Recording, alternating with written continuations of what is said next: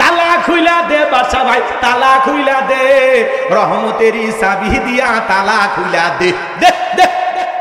রাত 12টা 1টা 2টা বাজে, কিসের তালা খুলবি? পান বাজারে ওর কি দোকান আছে?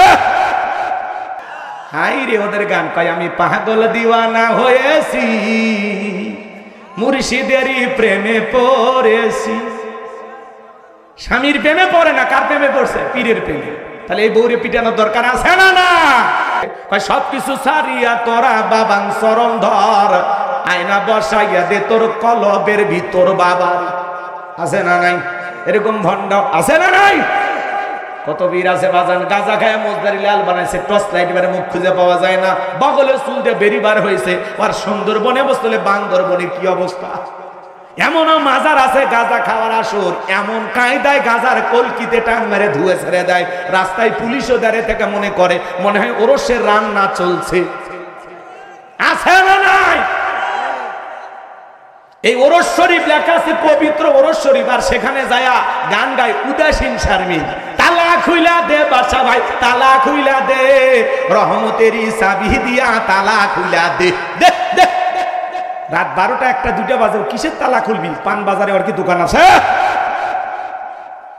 কি ভণ্ডামি সমাজে আছে না নাই?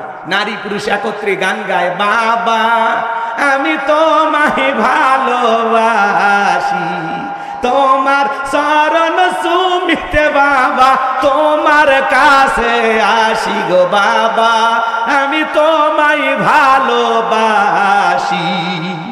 যেই মহিলা স্বামীকে বাদ দিয়া পীরের ফাটা পায়ে চুনা খায়, ওই নারীর চরিত্রে ঠিক না। আপনার বউ মাজারে, আপনি কি দুর্বল? কথা কন না কেন? আপনার বউ বলবে, শোন আমি তোর পীর, পছন্দ হয় না এদিকে পীরের কাছে যা, কি শিখবি? আয়েশা, ফাতেমা, খাদিজা, হাজেরা, আসিয়া, মারিয়ম, এই নারীদের জীবনী কিনে দেবেন, যেগুলো সব জান্নাতি নারী। এদের জীবনী পর, এইভাবে জীবন গড়, তারপরে মর, জান্নাতের রাস্তা ধর। খবরদার কারো বউ যেন মাজারে না যায়। কষ্ট পাচ্ছেন আপনারা? এক মাজারে দেখি ডাবের গাছে ঝুলে রাখছে ইট। কেন? কয় হুজুর যেই মহিলা নিয়ত করে ঝুলে গেছে, ইট ঝুলে রাখলে ইটটা যেমন ভারী হয়, কিছুদিন পরে ওই মহিলার পেটও ভারী হয়। আমি তখন বললাম যে মহিলাদের বিয়ে হয়নি, এরা যদি 2-1 জন ঝুলে রাখে, আর পেটে কি ভারী হবে? আচ্ছা আপনারা কি ভাষা বোঝেন নাকি রাগ করে? এই ভণ্ডদের কাছে যাওয়া যাবে? হাই রে ওদের গান কয়, আমি পাগল দিওয়ানা হয়েছি, মুর্শিদেরই প্রেমে পড়েছি। স্বামীর প্রেমে পড়ে না, কার প্রেমে পড়ছে? পীরের প্রেমে। তাহলে এই বউরে পিটানোর দরকার আছে না? না। আল্লাহ যেন নারীদের হেদায়েত দান করেন, জোরে বলেন আমিন। তাহলে মাজারে সেজদা দেওয়া শিরিক, পীরের পায়ে সেজদা দেওয়া শিরিক, নেতার পায়ে সেজদা দেওয়া শিরিক। আল্লাহ ছাড়া এই মাথা দুনিয়ার কারো কাছে নত করা যাবে না, যাবে না। শোনেন শোনেন শোনেন, এই হাত টিয়া পাখিকে দেখায়, কবিরাজকে দেখায়, আছে না? ভাগ্য গণনা করা কি শিরিক। আপনার তকদির আগামীকাল কি আছে আল্লাহ ছাড়া কেউ জানে? অনেকে বলে আংটিতে সব সমস্যার সমাধান। ওই যে শেষ দর্শন লিটন দেওয়ান চিস্তি, আপনি কি মামলায় হেরে যাচ্ছেন, বিদেশে যেতে ভয় পাচ্ছেন, দাম্পত্য জীবনে অসুখী, আজই আসুন শেষ দর্শন, আজমেরি জেমস হাউস, লিটন দেওয়ান চিস্তি, আছে না? এক আংটিতে যদি এত সমস্যার সমাধান হয়ে যায়, বাজান বলেন তো, ওর তো আংটি বিক্রি করে খাওয়ার কথা না। এই আঙ্গুল, এই হাতে 5টা, এই হাতে 5টা, 10টা আঙ্গুলে 10টা আংটি ব্যবহার করে বাংলাদেশের 1 নাম্বার ধনী হয়ে যেত। এগুলো ভণ্ডামি ছাড়া আর কিছুই নয়। এরপরে দেখবেন ট্রাকের পিছনে সেরা স্যান্ডেল ঝুলানো। কেন? কয় দুর্ঘটনা থেকে বাঁচার জন্য। স্যান্ডেলের উপরে ভরসা না, ভরসা কার উপর? এরপরে শনিবার মঙ্গলবার বিয়ে করা হয় না, এগুলো দিন নাকি শুভ না, এগুলো ভাবা যাবে না। সন্ধ্যার পরে শ্রমিককে টাকা দিতে চায় না, ধনী কেন? ধনী নাকি যদি শ্রমিককে সন্ধ্যাবেলায় টাকা দেয় তাহলে নাকি গরিব হয়ে যায়। এগুলো ধারণা করাও শিরিক। কথা কয় না কেন? হাত চুলকালে টাকা আসে, ভালো, ওরে বাঁধতে রাখেন, হাত দুটো খুলে রাখেন, 3 দিন হাত চুলকে রক্ত বের হয়ে যাবে, তাও টাকা আসবে। চিরনি যদি চুল আশ্রয় দিকে পড়ে যায় তাহলে নাকি মেহমান আসে, যা মা রান্না শুরু কর, কেউ না আসলে আমরা খেয়ে যাবো। কথা কন? এগুলো ধারণা করাও। কথা কয় না ভাই? নতুন ছেলের বউ চা বানাইতে কাপটা ভরে ভাঙ্গে গেছে, বলে অলক্ষণে কুলক্ষণে বউ আসছে। অলক্ষণ কুলক্ষণ বলে ইসলামের ভিতরে কোনো কিছুই নাই। জমজ কলে খালি কয় জমজ বাচ্চা হয় ভালো, 2 বারে কষ্টে 1 বারে হলো, মাঝখানে সিজারের টাকাটা বেঁচে গেল। এগুলো ধারণা করাও শিরিক। কথা কয় না কেন? রাগ করেন নাকি আপনারা? অনেক কথা বলার আছে বাজান, কয়টা কথা বলবো। ছোট বাচ্চার কপালে কালো টিপ দেয় কে কেন? কয় বদ নজর থেকে বাঁচার জন্য। বলেন তো বাজান, তকদিরের ভালো মন্দ সবকিছু কার হাতে? ওয়াল কদরিহি শাররিহি মিনাল্লাহি তাআলা ওয়াল বাসি বাদাল মাউত। তকদিরের ভালো মন্দ একমাত্র কার হাতে? তাহলে অনেক শিরিক আছে বাজান, শিরিক করা যাবে না। শিরিক মুক্ত ঈমান আমল যেন আল্লাহ আমাদেরকে দান করেন। চিৎকার মেরে বলুন আল্লাহু আকবার। জবান ছেড়ে সবাই একটু মহাব্বতে আমার সঙ্গে তেলাওয়াত করুন। আমার আল্লাহ রাব্বুল আলামিন বলেন, ওয়ালাকাদ আতাইনা লুকমানাল হিকমাতা আনিশকুরু লিল্লাহ ওয়া মান ইয়াশকুর ফাইন্নামা ইয়াশকুরু লিনাফসিহি ওয়া মান কাফারা ফাইন্নাল্লাহা গনিয়্যুন হামিদ।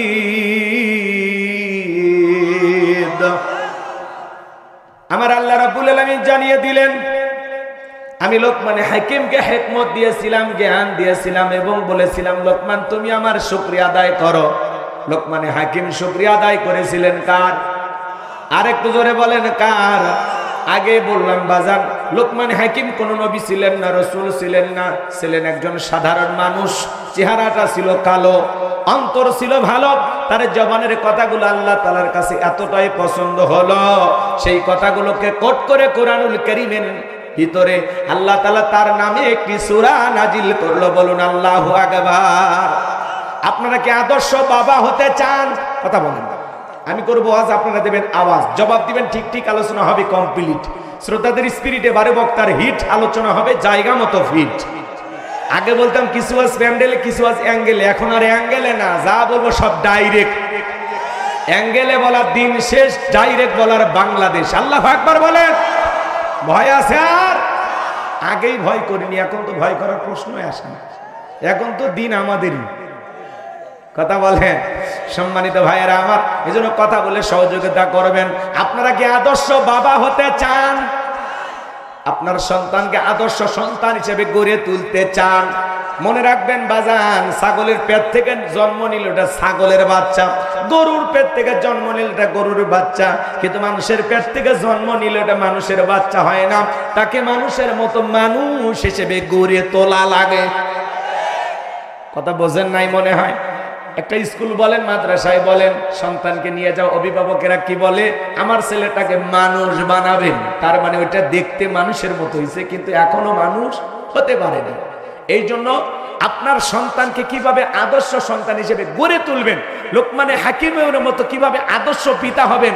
লোকমানে হাকিম তার সন্তানদেরকে যে 12টি উপদেশ দিয়েছিলেন, প্রত্যেকটা বাবা যদি তার সন্তানদেরকে 12টি উপদেশ দিতে পারে, ও বাবা আদর্শ বাবা হবে, সন্তানগুলো আদর্শ সন্তান হবে, মানুষের মতো মানুষ হবে। কথা বলে ঠিক কিনা? কি সেই উপদেশগুলো জানার দরকার আছে না? না, প্রত্যেকটা মাহফিলে যাব নিজেদেরকে পরিবর্তন করার জন্য, সেখান থেকে কিছু মেসেজ নেওয়ার জন্য। বক্তা যে কথাগুলো বলবে সেই কথাগুলো ঘর পর্যন্ত নিয়ে আসতে হবে। খালি গেলাম, হই হুল্লার করলাম, চারটা বাদাম চাবাইলাম, এক কাপ চা মারলাম আর চলে আসলাম, ওই আয়োজনে জ্বালাবাস সহিনী হতে বসে। আমার ভাইয়েরা, একজন রাখাল ছিল লোকমানে হাকিম, কৃতদাস, মানুষের বাড়িতে ছাগল চড়ানোর কাজ করতেন। সেই ছাগলের রাখালকে সম্মান দিয়ে আল্লাহ কোরআনের ভিতরে তার নামে একটি সূরা দিয়েছেন। সেই মানুষটা সাধারণ মানুষ ছিলেন না, অসাধারণ মানুষ, দামি মানুষ না, কম দামি, দামি মানুষ। আল্লাহ দেখেন কিভাবে তার মর্যাদা বৃদ্ধি করে দিয়েছে। সুবহানাল্লাহ। এই জন্য আল্লাহ রাব্বুল আলামিন বলেন, ওয়ালাকাদ আতাইনা লুকমানাল হিকমাতা আনিশকুরু লিল্লাহ ওয়া মান ইয়াশকুর ফাইন্নামা ইয়াশকুরু লিনাফসিহি ওয়া মান কাফারা ফাইন্নাল্লাহা গনিয়্যুন হামিদ। আমার আল্লাহ রাব্বুল আলামিন বলেন, আমি লোকমানে হাকিমকে হিকমত দিয়েছিলাম, জ্ঞান দিয়েছিলাম এবং বলেছিলাম লোকমান তুমি আমার শুকরিয়া আদায় করো। লোকমানে হাকিম শুকরিয়া আদায় করেছিলেন কার? আরেকটু জোরে বলেন কার? লোকমানে হাকিম শুকরিয়া আদায় করার কারণে লোকমানে হাকিমের সম্মান মর্যাদা কমেছে না বেড়েছে? আরেকটু জোরে বলেন, বেড়েছে না কমেছে? ভালো করে বোঝার চেষ্টা করবেন বাজান গো আমার। আল্লাহ তাআলা বলতেছেন লোকমানে হাকিমকে আমি আল্লাহ তাআলা হিকমত দিয়েছিলাম, জ্ঞান দিয়েছিলাম, ইলম দিয়েছিলাম। আমি আল্লাহ তাআলা লোকমানে হাকিমকে জ্ঞান দিয়েছিলাম এবং বলেছিলাম লোকমান তুমি আমার শুকরিয়া আদায় করো। লোকমানে হাকিম আমি আল্লাহ তাআলার শুকরিয়া আদায় করেছিলেন। যারা শুকরিয়া আদায় করে এতে তার নিজেদের লাভ, আর যারা শুকরিয়া আদায় করে না তাদের জেনে রাখা উচিত আমি আল্লাহ অমুখাপেক্ষী, আমি আল্লাহ নিজেই প্রশংসিত। বলুন সুবহানাল্লাহ। ফাইন্নাল্লাহা গনিয়্যুন হামিদ, আমি আল্লাহ নিজেই প্রশংসিত। আপনার আমার প্রশংসা পাওয়ার জন্য আল্লাহ দিন ঠিকা দেয়। তাম পৃথিবীর মানুষ যদি আল্লাহকে আল্লাহ বলে ডাক দেয়, আমার আল্লাহর সম্মান মর্যাদা বাড়ে না।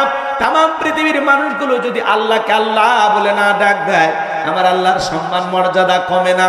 আপনি ডাকলেও আমার আল্লাহ আল্লাহ, না ডাকলেও আমার আল্লাহ আল্লাহ।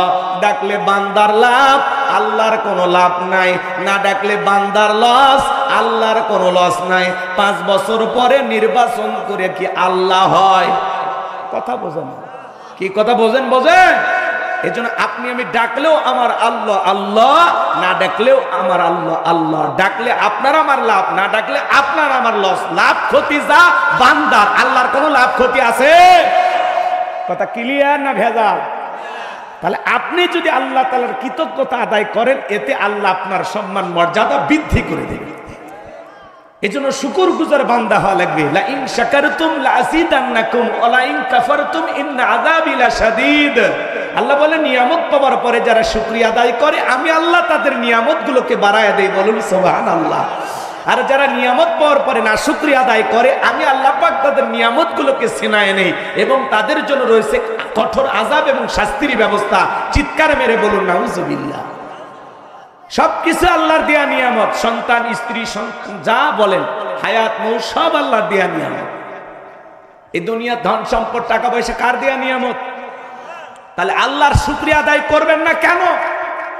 আপনি আমি যখন জন্মের সময় মায়ের পেট থেকে দুনিয়ার জমিনে আসছিলাম, বলেন তো বাজান, শরীরে কোনো কাপড় ছিল? উলঙ্গ হয়ে ল্যাংটা হয়ে দুনিয়ার জমিনে আসছিলাম। কথাকে বোঝেন না? ওই যে ল্যাংটা ছিলাম, ভালো ছিলাম, ভালো ছিল শিশুকা। তো ল্যাংটা হয়ে দুনিয়ার জমিনে আসছিলাম, শরীরে কোনো কাপড় ছিল না। এই যে শরীরে কাপড় কে দিয়েছে? কার দেয়া দান? আপনি আমি জায়গা জমির দলিল নিয়ে মায়ের পেট থেকে বের হয়েছিলাম, টাকার বান্ডিল কিচ্ছু নিয়ে আসি। আজকে লক্ষ লক্ষ টাকার মালিক আপনাকে কে বানিয়েছে?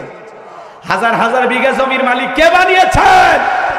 আজকে পানবাড়ি বাজারে আপনার দোকান, কার দেয়া দান? কত মানুষ রেল স্টেশনে শুয়ে আছে, ঘুমানোর খাট নাই, বাড়ি নাই, ঘর নাই, বালিশ নাই। আল্লাহ কি তার চাইতে আপনাকে ভালো রাখে নাই? হোক না টিনের বাড়ি, হোক না মাটির বাড়ি। এ বাজান ওই রেল স্টেশনে শুয়ে থাকা মানুষের চাইতে কি আপনি ভালো নাই? কেন আল্লাহর শুকরিয়া আদায় করবেন না? কত মানুষ ফুটপাতে ঘুমায়, ডাস্টবিনের খাবার করে খায় কুকুরের সাথে, তার চাইতে কি আল্লাহ আপনাকে ভালো রাখে নাই? কেন আল্লাহর প্রশংসা আদায় করবেন না বাজান? পা থেকে মাথা পর্যন্ত তাকায় দেখেন, কোটি কোটি টাকার নিয়ামত আল্লাহ তাআলা আপনাকে আমাকে দান করেছেন। পারস্যের কবি শেখ সাদী রহমতুল্লাহ আলাইহি পায়ে স্যান্ডেল নাই, মনটা বড় খারাপ, আর মনে মনে ভাবতেছেন আমি এত বড় পারস্যের কবি আর এক জোড়া পায়ে জুতা নাই। পথ চলতে চলতে তাকায় দেখি আল্লাহর একজন বান্দা বসে আছে, যার দুইটা পা নাই। মুহূর্তের মধ্যে সিজদায় লুটিয়ে পড়লেন শেখ সাদী রহমতুল্লাহ আলাইহি, চোখের পানি ছেড়ে দিয়ে কাঁদেন আর বলেন, আল্লাহ আমার পায়ে জুতা না, আমি মন খারাপ করেছি, কিন্তু এই পৃথিবীর জমিনে তোমার এমনও বান্দা আছে যার দুইটা পা নাই, তার চাইতে তো তুমি আমারে ভালো রাখছো। এই জন্য ভাইয়েরা আমার সদা সর্বদা আল্লাহ তাআলার শুকরিয়া আদায় করতে হবে। আল্লাহ চাইলে আপনাকে আমাকে ল্যাংড়া বানাইতে পারতো, লুলা বানাইতে পারতো, প্রতিবন্ধী বানাইতে পারতো, হিজড়া বানাইতে পারতো। কথা বলেন না কেন? চেহারার সব ভালো আছে, জবান দিয়ে কথা বলতে পারে না। আল্লাহ চাইলে আপনাকে আমাকে বোবা বানাইতে পারতো। একবার ওয়াজ করতে গেছিলাম কুড়িগ্রাম জেলায়, অন্ধ হাফেজ সাহেব আমার আগে বক্তা ছিল। হঠাৎ করে আমরা খাওয়া দাওয়া করতেছিলাম, বিদ্যুৎটা চলে গেল। আমি বললাম, ভাই কমিটির লোকজন যারা আছেন তাড়াতাড়ি আলোর ব্যবস্থা করেন, প্লেটে অনেক খাবার আছে, সমস্যা হতে পারে। অন্ধ হাফেজ সাহেব হাতটা ধরে ডেকে বলে, হুজুর 52 বছর হলো আমার চোখে কোনো আলো নাই, বিদ্যুৎ নাই। ও হুজুর, আমার যে মা আমাকে জন্ম দিয়েছে, মাটা দেখতে কেমন, আমার বাবা কেমন দেখতে জানি না। ও ও হুজুর বিয়ে করেছি, বউটা দেখতে ফর্সা না কালা আমি জানি না। আল্লাহ অনেকগুলো সন্তান দিয়েছেন, ছেলেগুলোর চেহারা কেমন জানি না, মেয়েগুলোর চেহারা কেমন জানি না। ও হুজুর আল্লাহ আমাকে কেমন বানাইছে আমি জানি না, আসমান দেখতে কেমন জানি না, জমিনটা দেখতে কেমন জানি না। ও হুজুর তবু আমি আল্লাহর উপরে মন খারাপ করি নাই। কিয়ামতের ময়দানে যেদিন আল্লাহ তাআলা আমার চোখের আলো ফিরায়া দেবেন, ওই দিন যেন সর্বপ্রথম আমি আমার দু চোখ দিয়ে আমার মালিক আল্লাহকে দেখতে পাই। চিৎকার মেরে বলুন সুবহানাল্লাহ। একজন অন্ধ ব্যক্তির সান্ত্বনা কোথায় চিন্তা করা যায়? এ বাজান, সমাজে কত মানুষ রাস্তাঘাটে দেখেন না, 6 বছরের শিশুটা মারা যায়, 6 মাসের বাচ্চাটা মারা যায়। আল্লাহ কি ওই কাতারে আপনাকে আমাকে ফেলাইতে পারতো না? কেন আল্লাহর শুকরিয়া আদায় করবেন না? আপনার যশোর শহরে একটা দোকান আছে আলহামদুলিল্লাহ, রিক্সা চালান, ভ্যান চালান আলহামদুলিল্লাহ, মাঠের জমি আছে আলহামদুলিল্লাহ, ঘুমানোর ঘর আছে আলহামদুলিল্লাহ। যাকে আল্লাহ যতটুকু দিয়েছেন নিজের অবস্থানে থেকে ততটুকু পেয়ে শুকরিয়া আদায় করতে হবে। কার? আপনি সৌদি আরব প্রবাসী, মালয়েশিয়া প্রবাসী, আলহামদুলিল্লাহ। কত মানুষ স্বপ্ন দেখে বিদেশে যাওয়ার জন্য, কথা বলে ঠিক কিনা? যাকে আল্লাহ যতটুকু দিয়েছেন ততটুকু পেয়ে আল্লাহর শুকরিয়া আদায় করতে হবে। কিশোরগঞ্জে ওয়াজ করতে গেছিলাম, এক লোক গ্রামে হাওয়াই মিঠা বিক্রি করত। সেই মানুষটাকে আল্লাহ 150 বিঘা জমির মালিক বানাইছে। হাওয়াই মিঠা বিক্রি করতো গ্রামে। আপনি নিজের অবস্থানে একটু চিন্তা করেন তো, আজকে আপনার যা কিছু আছে একসময় ছিল? বলেন ছিল? কে দিয়েছে? কার দেয়া দান? আপনি পরিশ্রম করেছেন, তার ফলাফল আল্লাহ দিয়েছেন। আপনি একটু রোজগার করেছেন, ওর ভিতরে আল্লাহ বারাকা দিয়েছেন। কথা বলে ঠিক কিনা? তাহলে সুখে থাকি দুঃখে থাকি সবসময় প্রশংসা হবে কার? লোকমানে হাকিম প্রশংসা আদায় করে ঠকেছে না জিতেছে? তাহলে আমরাও যদি আল্লাহর প্রশংসা আদায় করি, ঠকবো না জিতবো? তাহলে সবসময় প্রশংসা হবে কার? আপনারা সবাই কেমন আছেন? আলহামদুলিল্লাহ। জোরে বলেন, কি বলবেন? আর অনেককে জিজ্ঞেস, ভাই কেমন আছে? এই গরিবের থাকা না থাকা হুজুর যাচ্ছে দিনকাল কোনো মতে, এই আসি আর কি, আমার মতো হতভাগার খবর নিয়ে কি করবেন? এই আলহামদুলিল্লাহ, মানে আলহামদুলিল্লাহ বলে সাতক্ষীরা, যশোর, চুয়াডাঙ্গা ঘুরে আসার পরে এই কথা কন। আরে ভাই, প্রথমে আপনাকে যদি জিজ্ঞেস কেমন আছে, আমার এক জাগিরদার আছেন যার বাড়িতে আমি খাওয়া দাওয়া করে পড়াশোনা করেছি, আমি গরিব ঘরের সন্তান, শোনে তো ওনাকে মাঝে মাঝে ফোন দিয়ে খোঁজ খবর নেই, বাজান কেমন আছে, সালাম বিনিময় কেমন আছে, কোনো সমস্যা? কয় বাবা সমস্যা থাকলে তোমারই বলবো কেন, সমস্যা দিবেন যিনি সমাধানও করবেন তিনি। সবসময় আল্লাহ আমারে ভালো রাখে আলহামদুলিল্লাহ। তো যাদের ইমানের পাওয়ারটা মজবুত, এরা কখনো অজুহাত বা দুঃখ কষ্টের কথা মানুষের কাছে শেয়ার করবে না, আল্লাহর কাছে প্রথমে শেয়ার করবে। কথা বলে ঠিক এরা। তাহলে সবসময় প্রশংসা হবে কার? হাসপাতালের বেডে কত মানুষ এই মুহূর্তে শুয়ে আছে, কি আল্লাহ চাইলে আপনাকে আমাকে রাখতে পারে না? কত মানুষ এই বাড়িতে এই এলাকায় অসুখে বিছানায় কাতরাচ্ছে, আল্লাহ তাআলা চাইলে ওই জায়গায় আপনাকে আমাকে রাখতে পারে না? তো তাহলে ভাই কত ফকির মিসকিন ভিক্ষুক আছে সমাজে, আল্লাহ চাইলে আপনাকে আমাকে ফকির বানাইতে পারে না? কথা বলে না কেন? তো আল্লাহ তাআলা ফকির না বানায়, ভিক্ষুক না বানায়, প্রতিবন্ধী না বানায়, অসুস্থ না বানায়, আল্লাহ যে সুস্থ শরীরে পায়ে হেঁটে আজকের এই মাহফিলে আসার তৌফিক দিয়েছেন, এজন্য প্রশংসা হবে কার? তাহলে সুখে থাকি দুঃখে থাকি, খেয়ে থাকি না খেয়ে থাকি, যত সমস্যায় থাকি, জবান দিয়ে যেন এক বাক্যে বের হয়, ভাই আপনি কেমন আছেন? আলহামদুলিল্লাহ। আগামীকালকে কি যশোরে দেখা হতে পারে? ইনশাআল্লাহ। কি বলবেন? অনেকে দোয়া পারে না। এক মুরব্বী দেখি পেশাবখানায় যা দোয়া পড়তেছে, বিসমিল্লাহি ওয়ালা বারাকাতিল্লাহ। আমি তখন বললাম, চাচা এ তো খানা খাওয়ার দোয়া। বলতেছে, বাবা কোন দোয়া কোন জায়গায় পড়লে আমার মাথা কাজ করে না। মনে করেন আপনাদের মসজিদের মুয়াজ্জিন, আপনাদের এলাকার লোকজন, এই গ্রামের একজন আবুল কালাম আজাদ, ওনাকে বলতেছে, ভাই কই যান? আমি যাচ্ছি ওই সরসা বাজারে। কেন? ওখান থেকে একটু গরু কিনবো। তো বলতেছে, ভাই একটু বলেন না। ইনশাআল্লাহ। তখন বলছে, এই জন্য হুজুরে করে ভালো লাগে না, হাতে আছে গরু, পকেটে আছে টাকাতে, মাঝখানে ইনশাআল্লাহ বলা লাগবে কেন? মুয়াজ্জিন সাহেব মন খারাপ করছে, আর কি বলবো। এইবার মাগরিবের আগে আগে ওই লোকটা মসজিদের ধার দিয়ে আবার হেঁটে যায়। তখন বলতেছে, ভাই গরু কোথায়?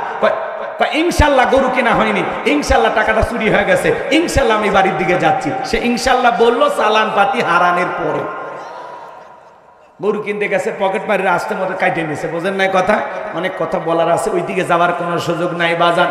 সংক্ষিপ্ত কথা বলে দেওয়া যায়, সুখে থাকি দুঃখে থাকি, অসুস্থ থাকি আর সুস্থ থাকি, সবসময় প্রশংসা হবে একমাত্র কার? আরো জোরে বলেন কার? প্রশংসা আদায় করব যত বেশি আল্লাহর তত নিকটতম বান্দা হতে পারবো। যত বেশি আল্লাহকে ডাকবেন তত বেশি আল্লাহর প্রিয় হতে পারবেন। তাহলে জবানে সব সময় প্রশংসা চালু থাকবে কার?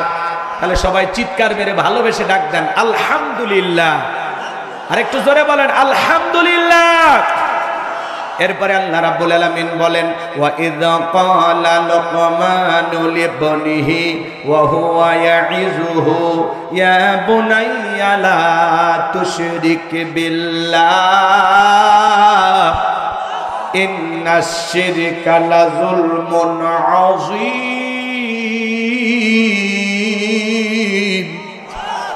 আল্লাহ তাআলা ডেকে বলেন স্মরণ করো লোকমানে হাকিমের কথা। যখন লোকমানে হাকিম তার কলিজার টুকরা সন্তানদেরকে একত্রিত করে ওয়াজ করতেছেন, বয়ান করতেছেন, শুধু মাতে ঘাটেই ওয়াজ নসিহত করতেন না, লোকমানে হাকিম নিজের সন্তানদের সামনে ওয়াজ করতেছেন। একটা ছেলে ডেকে বলে আব্বা আমারে দিয়ে ওয়াজ নসিহত হবে না, আমারে দিয়ে ইমামতি হবে না। বলেন তো বাজান, আলেমের বেটা সবাইকে আলেম হয়? আলেমের বেটাও জালেম হয়, ডাক্তারের বেটাও ডাকাত হয়। কথা বলেন। অনেক সময় ডাকাতের বেটাও ডাক্তার হয়, জালেমের বেটাও আলেম হয়। কে করে? শোনেন না বাজান, যে কথা বলতে চাচ্ছিলাম, লোকমানে হাকিম তার ছেলেদেরকে ডেকে ওয়াজ করতেছেন। একটা ছেলে ডেকে বলে বাবা আমারে টাকা পয়সা দেন, আমি একটু ব্যবসা বাণিজ্য করব, বিজনেস করব। ডেকে বলে বাবা এত টাকা আমার কাছে নাই, টাকা দিব কিভাবে? ছেলেটা বড় নাছরবান্দা, ডেকে বলে আব্বা যেভাবে হোক আমারে টাকা দেন। লোকমানে হাকিম ডেকে বলে শোনো, আমি আমার এক বন্ধুর কাছে টাকা পাই, সে একটা দ্বীপে বসবাস করে, এ বিশাল রাস্তা পাড়ি দিতে গিয়ে তোমার বড় বিপদ হতে পারে, আমি বাবা হয়ে ছেলেকে বিপদে ফেলে দিতে পারবো না। ডেকে বলে আব্বা যতই বিপদ হোক আপনি শুধু আমাকে লোকেশনটা বলে দেন, ঠিকানাটা বলে দেন। ছেলেটা বড় নাছরবান্দা, যখন ছাড়তেইছে না, পরিশেষে লোকমানে হাকিম অনুমতি দিয়া বলে বাবা শোনো, বাড়ি থেকে যখন বের হয়ে যাইবা 2 রাকাত সালাতুল হাজুদের নামাজ আদায় করবা, আর মনে রাখবা বিপদের আগে আর পরে 2 রাকাত সালাতুল হাজুদের নামাজ আদায় করবা। এখান থেকে যখন তুমি বের হয়ে যাইবা, মরুভূমির বিশাল রাস্তা পাড়ি দিতে গিয়ে পথ চলতে চলতে ক্লান্ত হয়ে তাকায় দেখবা একটা জঙ্গল দেখা যায়, সেখান থেকে ঝর্ণার পানি পড়তেছে বাবা, সেখান থেকে প্রয়োজন মোতাবেক পানি গ্রহণ করবা। সমস্ত ঘটনাগুলো বলে দিচ্ছেন। এইবার ডেকে বলে শোনো বাবা, সেখান থেকে পানি নেওয়ার পরে পিছন দিকে তাকায় দেখবার জঙ্গলটা দেখা যায় না, ভয় পাবা না, সামনের দিকে চলতে থাকবা। চলতে চলতে দেখবা বিশাল একটা বটবৃক্ষ, খবরদার ওই ছায়াশ্রয় নিবা না, নিলে বিপদ হবে। লোকমানে হাকিম সমস্ত কথাগুলো বলে দিবেন। এইবার ছেলেটা বটবৃক্ষের কাছে তাকিয়ে আছেন, গাছের উপরে একটা মুরব্বী বসে আছে। ডেকে বলে সন্তানের দিকে আসো। বলে না বাবা বলেছে বিপদ হবে। এইবার মুরব্বী ডেকে বলে তোমার বাবা কি বলে নাই? চলতি পথে একটা মুরব্বীর সাথে দেখা হবে, মুরব্বী যা বলবে তুমি তাই শুনবা। বলে হ্যাঁ বলেছে, ভয় পাওয়ার কোনো কারণ নাই, তুমি আমার কাছে আসো। এইবার লোকমানে হাকিমের সন্তান বটবৃক্ষের ছায়ায় যখন আশ্রয় নিলেন বাজান, ক্লান্ত শরীর মুহূর্তের মধ্যে ঘুম চলে আসলো। গাছের গোড়া থেকে একটা বিষাক্ত সাপ বের হয়ে লোকমানে হাকিমের সন্তানটাকে সবল মারলেন। মুরব্বী তাকায় দেখে সত্যি তো ছেলেটার বড় বিপদ হয়ে গেল। এইবার সাপটাকে ধরলেন, লোকমানে হাকিমের সন্তানটাকে বিষ মুক্ত করলেন। বাজান গো আমার একটা ধারালো অস্ত্র দিয়া সাপটাকে 2টা টুকরো করে পিছনের অংশ ফেলা দিয়া সামনের অংশটা ব্যাগের ভিতরে রেখে দিলেন। ঘুম থেকে জাগ্রত হওয়ার পরে ডেকে বলে বাবা সত্যি তোমার বিপদ হয়েছিল, বিষাক্ত একটা সাপ তোমাকে সবল মেরেছিল। এইবার লোকমানে হাকিমের সন্তান 2 রাকাত সালাতুল হাজুদের নামাজ আদায় করবা। বাবা আগে বলেছে বিপদের আগে আর পরে 2 রাকাত করে নামাজ পড়বা। ছেলেটা নামাজ আদায় করার পরে ডেকে বলে মুরব্বী ওই জনবসতি এলাকায় যায় যখন বাবার পরিচয় দেব, ওরা আমাকে বলে দেবে কোথায় কোন রাস্তায় কিভাবে সেই দ্বীপের পৌঁছাইতে পারবো। ডেকে বলে বাবা আমি মুরব্বী যদি তোমার সঙ্গী হয় তোমার কি কোনো আপত্তি আছে? বলে না আপত্তি নাই। এইবার লোকমানে হাকিমের সন্তান ওই জনবসতি এলাকায় যা যখন তার বাবার পরিচয় দিলেন, আমি লোকমানে হাকিমের সন্তান। বলেন তো আল্লামা সাইদি হুজুরের ছেলে যদি আপনাদের এলাকায় এসে পরিচয় দেয় আমি সাইদি হুজুরের সন্তান, আপনারা কি ভালোবাসবেন কিনা? ডক্টর মিজানুর রহমান আজহারী ভাই তার সন্তান যদি আসে ভালোবাসা দেবেন কিনা? ডক্টর মিজানুর রহমান আজহারী ভাই বাংলাদেশের মুসলিম উম্মার একটা সম্পদ। আগামীকালকে ঢাকায় তার মাহফিল হবেন। আশা করা যাচ্ছে ঢাকা শহরে নতুন একটা ইতিহাস হবে। 20 লাখেরও বেশি মানুষ ঢাকার মাহফিলে হাজির হবে। আল্লাহু আকবার বলেন। যেখানে যাচ্ছেন সেখানে ইতিহাস। যশোরে এসেছিলেন, কথা বলে ঠিক কিনা? মানুষ পাগলের মতো ছুটে যায়, পঙ্গপালের মতো। ডক্টর মিজানুর রহমান আজহারী ভাই, বাংলাদেশে এরকম একজন ইসলামিক স্কলার, দিনের দায়ী আছে, এই জন্য আমরা খুশি না বেজার? আমরা তার জন্য দোয়া করি, আল্লাহ পাক যেন তাকে সুস্থতার সহিত নেখায়াত দান করেন এবং কোরআন প্রচারের জন্য আল্লাহ পাক যেন তাকে পরিপূর্ণ দিনের দায়ী হিসেবে কবুল করেন। চিল্লা বলেন আমিন। মিজানুর রহমান আজহারী ভাই যেখানে যান সেখানে ইতিহাস, ঢাকার বুকে নতুন এক ইতিহাস সৃষ্টি হবে ইনশাআল্লাহ, লক্ষ লক্ষ মানুষ হবে ঢাকাতে। তার জি ভাই রাগ করেন আপনারা, রাস্তার মধ্যে কি দুর্ঘটনা ঘটছে? আরো জোরে ফোনে কথা বলা লাগবে। জি জি, রাগ করতেছেন আপনারা মনে হয়। এ বাজান গো আমার, ওলামা ইকরামদেরকে আপনারা মোহাব্বত করেন, ভালোবাসেন। আজহারী হুজুরের সন্তান আসলে তাকে ভালোবাসা দিবেন, কথা বলেন। মামুনুল হকের সন্তান আসলেও ভালোবাসা দিবেন। আলেমদেরকে মোহাব্বত করেন, তার সন্তানদেরকে আপনারা মোহাব্বত করেন বাবার কারণে। লোকমানে হাকিমের সন্তানকে সবাই মোহাব্বত করতেছেন তার বাবার কারণে। কেউ বাড়িতে জায়গা দেয়, কেউ খাবার ব্যবস্থা করে দেয়। ওনার বাবা আগেই বলে দিয়েছে, শোনো বাবা, ওই এলাকায় যাওয়ার পরে দেখবে এলাকা একটা সুন্দরী মেয়ে আছে, বিয়ে করা যাবে না, বিয়ে করলে বিপদ হবে। এলাকার সমস্ত মানুষেরা ডেকে বলে, ও লোকমানে হাকিমের সন্তান, তুমি কি বিয়ে করেছো? বলে না, বিয়ে করি নাই। শোনো বাবা, এলাকা একটা সুন্দরী মেয়ে আছে, তুমি যদি রাজি থাকো একটা বার মেয়েটাকে দেখতে পারো। সবাই যখন অনুরোধ করতেছেন, লোকমানে হাকিমের সন্তান চিন্তা করলো, বিয়ে যেহেতু করা লাগবে, পাত্রী দেখলে সমস্যাটা কি? কথা বোঝেন নাই? এইবার পাত্রী দেখার ব্যবস্থা করা হলো। লোকমানে হাকিমের সন্তান পাত্রী চেহারার দিকে তাকায় দেখে, বাপ রে বাপ, এত সুন্দরী মেয়ে, সে সময়ের বিশ্ব সুন্দরী বললেও ভুল হবে না। মারহাবা কর। পাত্রী যদি সুন্দরী হয়, ছেলের পছন্দ হয় কিনা? যুবক যারা আছো, পাত্রী দেখতে গেলে দুইটা মহিলাকে সঙ্গে নিয়ে যাইবা, একটা মা আর একটা বোন। কথা কয়। অনেক যুবক আছে পাত্রী দেখার সময় বন্ধু বান্ধব নিয়ে যায়, দুলাভাইও নিয়ে যায়। কথা কয়।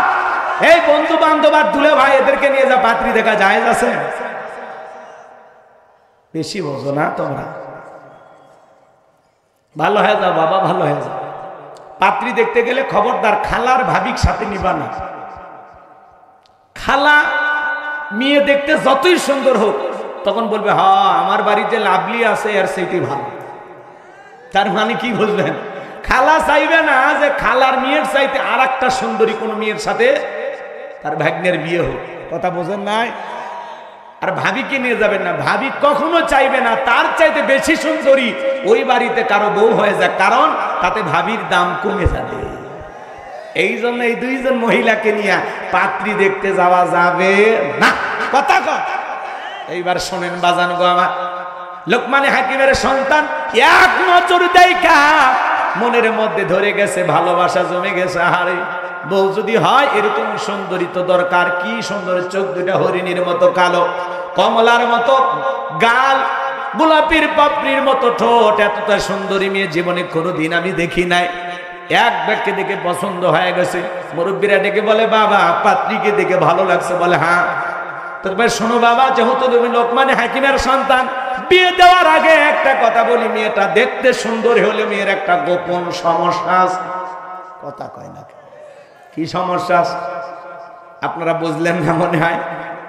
আশেপাশে যখন পাত্রী দেখতে যান, আশেপাশে দুই এক বাড়িতে খবর নেন না মেয়েটার কি অবস্থা, স্বভাব চরিত্র ভালো কিনা, তখন বলে ওই যে উমুকের মেয়ে, 7 দিন আগে কক্সবাজার থেকে একটা ছেলের সাথে ঘুরে আসছে। মানে এলাকায় যায় ওই গোপন তত্ত্ব হাট হয়ে যায়। কথা কোন ঠিক কিনা? এইবার সবাই বলতেছে, বাবা এই মেয়েটাকে বিবাহ করবা, কিন্তু একটা গোপন সমস্যা আছে। কি সমস্যা? এই মেয়েটার এর আগেও 10 বার বিয়ে হয়েছে এবং প্রত্যেকটা স্বামী বাসর ঘরেই মারা গেছে, একটা স্বামী বাসর ঘর থেকে জীবিত বের হয়নি। তুমি এখন 11 নাম্বার। এইবার তুমি বলো বিয়ে করবা কি? মেয়েটা সুন্দরী হলে বড় ভয়ঙ্কর সুন্দরী। লোকমানে হাকিমের সন্তান বিয়ে করতে চায়, পাত্রী যেহেতু পছন্দ হয়ে গেছে। ঘটনাটা কি বলবো? বলেন বলবো? এই মেয়ের কেন বিয়ে হয় আমি বলবো না আপনাদের? কারা কারা সঙ্গে একটু হাত তুলে দেখান তো বাজার। লিল্লাহে তাকবীর। আতনামান লোকমানে হাকিম তার সন্তানদেরকে ডেকে বলেন, ইয়া বুনাইয়া, হে আমার বর্ষ, হে আমার কলিজার টুকরা সন্তান। সন্তানদের কিভাবে ডাকবেন আল্লাহর কোরআন আপনাকে শিখাচ্ছে। সন্তানদেরকে ধমক দিয়ে ডাকবেন না, সন্তানদেরকে খারাপ ভাষায় ডাকবেন না, ভালো করে ডাকবেন। ইয়া বুনাইয়া, হে আমার বর্ষ, আমার কলিজার টুকরার সন্তান। আপনি আমি যখন আমার সন্তানকে ডাক দেব, আদর করে ডাক দেবেন আব্বাজান। কই আমার কলিজা, কই আমার সোনা, কই আমার ছোট আব্বা, আদর করে ডাক দেবেন। হে আমার আব্বাজান কোথায়? বাবা ইউসুফ কোথায়? বাবা ইব্রাহিম কোথায়? বাবা আবু বকর, ওসমান আলী কোথায়? সুন্দর করে ডাক দিবেন। কথা বলে কিন্তু সন্তানের নাম রাখছে বল্টু। আজ পর্যন্ত কোনো মাহফিলে দেখছেন যে এখন আপনাদের সামনে ওয়াজ করবেন হযরত মাওলানা বল্টু সাহেব? এগুলো নাম রাখবেন না। সন্তানের আজে বাজে নাম রাখে, বল্টু, নাট, স্ক্রু, বুলেট, টায়ার।